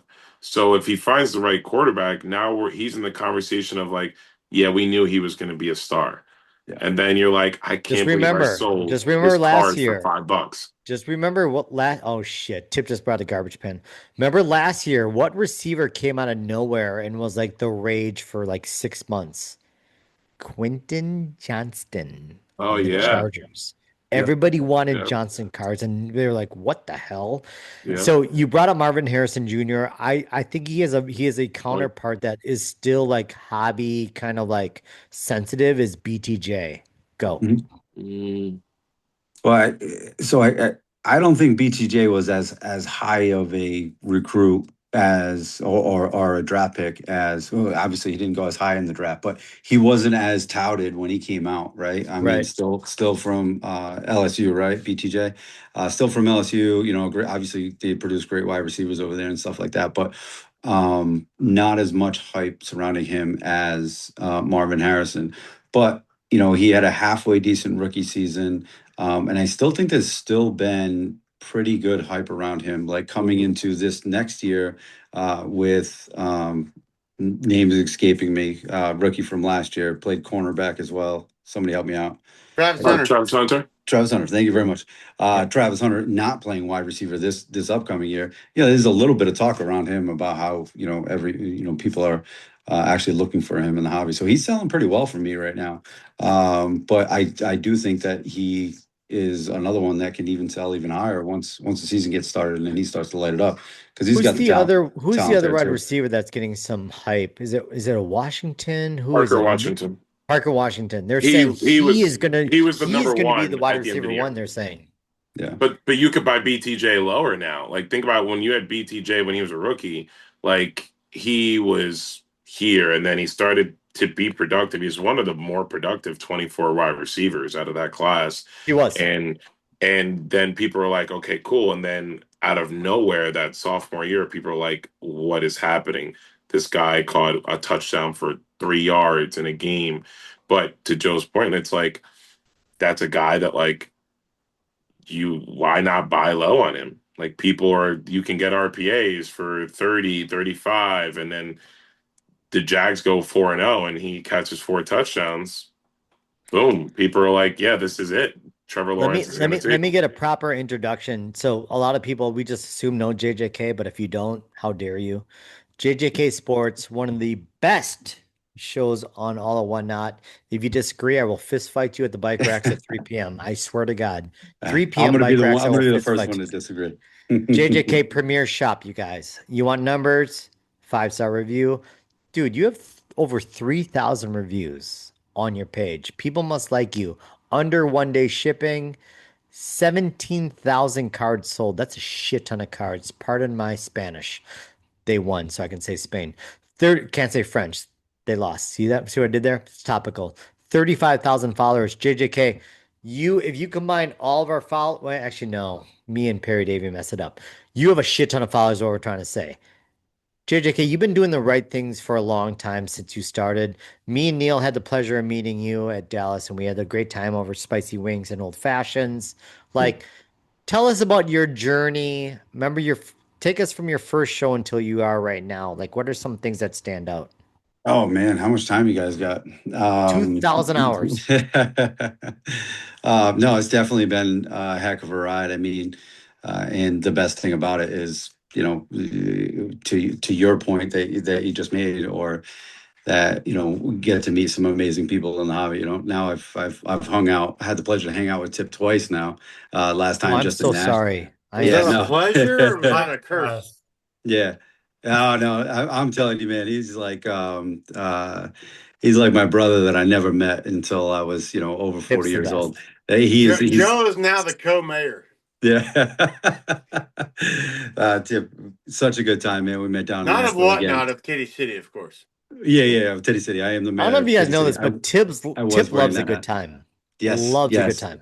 He absolutely does. But the community is just amazing. And just being able to meet some great people, whether I met them in person or not, like Perry David, like OG Pickles is on here right now. Those guys as well. Just, great people to have conversation with in the hobby. And then, a lot of times those conversations grow into, conversations about real life stuff and then, turn into real friendships, which I think Yep. is, one of the most amazing things about this whole thing, about this whole journey. You know what I mean? So, yeah, we never knew what was going to, what this all was going to bring when we first started, especially after the first, I don't know, 10 or 12 shows and, probably $100 total in sales. You talking to yourself? Yeah. Yeah, me talking to myself Yep. several shows in a row because nobody was there. Kay had to kick me and say, "Hey, Joe, you're the only one in the show again." So, to where it is now, we just have a lot of fun, and every once in a while, we just have to remind ourselves like why we're doing it in the first place, right? This is, I know for a lot of people, it's their bread and butter, and it's their main source of income, and they've turned it into a full-time gig, which is awesome. But we're still not there, and this is not, and this is just Mhm. another way for us to really enjoy the hobby. We're able to kind of fund our own collection because that was starting to cost us a lot of money, and that's really what we do with it. And we try to give back as much as much as it's given to us too. And you're an active duty member, so thank you for your service. But like, you also do a really cool thing where you do a lot of live shows as well. So you're not just hiding behind your camera like we all are. Like, you're actually in person doing shows and like negotiating. I know you love that part of the business. Like, He wears the what do you? man purse well. Yeah, Well, you European gotta own traveler, the yeah, man right? purse. you have to, What is you have that? to. What is that part of like the hobby? How has that helped you in your streams? doing all the Yeah. live shows and negotiations. Yeah, absolutely. I mean, I think it's helped in multiple different ways. I've always been somebody that just loves to talk to people. Kay says, I can make friends with somebody in the grocery line, at the grocery store. But talking to people in person and just, again, meeting great people locally and chatting about the hobby. But the other side of it is, being able to make better informed, slower decisions, right? More Sure. calculated on what you're buying, as opposed to doing it in other places to where you're kind of rushing. Hey, does this make sense? And a lot of times it's a gut feeling or what have you. So One, Joel, I think that, and I'm sure Joe will kind of understand this because I'm sure we're both at a lot of shows, same in the Northeast, me and DFW. But I have this conversation with Chief Beef as well, which is some of it's just not whatnotable cards. A lot of people on whatnot don't know We talk about that, Neil. what Yeah. variations are. A lot of people on whatnot don't know big case hits. Am I really, do I have the room right now to run a Malik Neighbors variation Jenny? Maybe not. But you know what? That's going to sell great at a card show. Yep. And I'm at card shows pretty much every week at Reading this the point. room, knowing your comps, it's so important, Alex. And so, like, Yeah. if you guys saw episode 2 with Rice Cake Bandit, by the way, great episode. It's not about me. Rice Cake Bandit, like, this is a guy who's been streaming for 4+ years. He knows it, and he talked about that. Like, he literally, like, I know, like, to be successful, you can't just be on Whatnot. You have to sell live. You have to sell Facebook. You have to sell like whatever, Yeah. like eBay. Like, this is a guy who's been through it all. Mhm. And found its niche. And like I've always respected Rice Cake Band. I don't know how you guys feel, but like I really enjoyed sitting down with him. He was quite elusive, by the way, for years. And did he look like the way you thought he would look like, by the Not way? at all. Not at all. No. I got on camera with him like, wow, okay. I expected someone fat with a beard and bald. Anyway, No, he's a bodybuilder. also, You thought what he word did was he say? me? What word did he say too much? You thought he was What word me? did he you say son too of a much? bitch? Oh, I know. Can't count them. But anyways, I love you, Rice Cake Bandit, but you overuse that word really bad. what was I gonna say? Oh, so you bring up a good point. Inherently. So when Inherently. when we buy collections or if we buy inventory, just in general, they typically fall into one of three categories. Going to our whatnot shows, right, which is the main category, which we're buying inventory for, because that's our main platform where we're moving inventory. And then the other one is in-person shows. And the other category would be something on eBay, right? So if it's something that I need to show in person, or maybe is a good card to have at a New England card show, it's going to sell really easily. That'll go to the in-person show category. If it's something that I need a very, very wide audience for an extended period of time, that's obviously eBay. And then pretty much everything else that we buy is going in the category of going into our whatnot shows. There is a fourth category that I'd like to bring up. Ooh, Kay and I just black Kay and I- market. Black market. Yeah, Kay and I just spent the last 3.5 hours of our evening before you Is Kay called. sleeping right now? I just heard the sound machine turn on. Is she cuddling with so her Disney cards? He's Is she cuddling probably, with yeah, Disney yeah. cards? Okay. He's cuddling with Carl. Yeah, so the fourth category is I have no fucking idea what I'm going to do with these cards, and that's what Kay and I were just going through. We have So give me an example. Michael Pratt. Because if they're shit, I'll buy them from you. I literally Right, Alex? Yeah. Give me all your shitty cards. Oh, Brad. I'm gonna try to do a sudden death and make Oh, hundreds of freaking right. pennies. Just noticing I'm gonna that make me and hundreds of JJK pennies had off these the same sudden death. light fixtures. Like Oh, You in this. Rhode Island. oh I'm in my God. Mississippi. We had the Peredavi, same light the monkeys fixtures. were my favorite, Hey, my first yeah. favorite Oh, you're band gonna of all edit the time. crap out of this, right? I'm Peredavi. sending this to you, Nope, Joel. no Peredavi, edits at no. all. When I buy something from you in your next show, throw that in there. I got Somebody I will show me shit one of bricks. these. Somebody show me one of these. Also, where's the monkey? Wow, EPMD 1991. better be in there. you. No, Joe, the Monkeys actual pack, like the Oh band. my God, you have no idea what the monkeys mean to me. I I'll love Listen. they're trade my you the monkeys first for the band. Rat Pack. Perry. Daydream Believer. Oh, was that Live Robin Hood? Was that trades? vintage wax? That's vintage Robin Hood. This is vintage American Bandstand. So we're just showing weird Holy stuff right shit. now? Is that what we're doing? Austin Powers. That's the just spy what who's Oh, see, shagging. that's worth it. Joel. Hold on. Because I woke Joey up. Joey, what do you got? No, I was just gonna tell you. So you were asking me like what does that look like? It looks like Yes. stuff like this. This It's is the all stuff that you don't know what to do with. yeah. So it's all stuff that I'm not gonna put in my shows. I could put it out in a bin. Alex, and, me and you, all day. and put it for Sell it to me. $1 or whatever. But it's all mostly numbered. It's all mostly colored rookies. There's a bunch of maybe base rookies of like Jaden. I and will give Caleb, you a Jonathan Brooks Uptown for all those cards right now. all of this stuff. From Cruz's giveaway.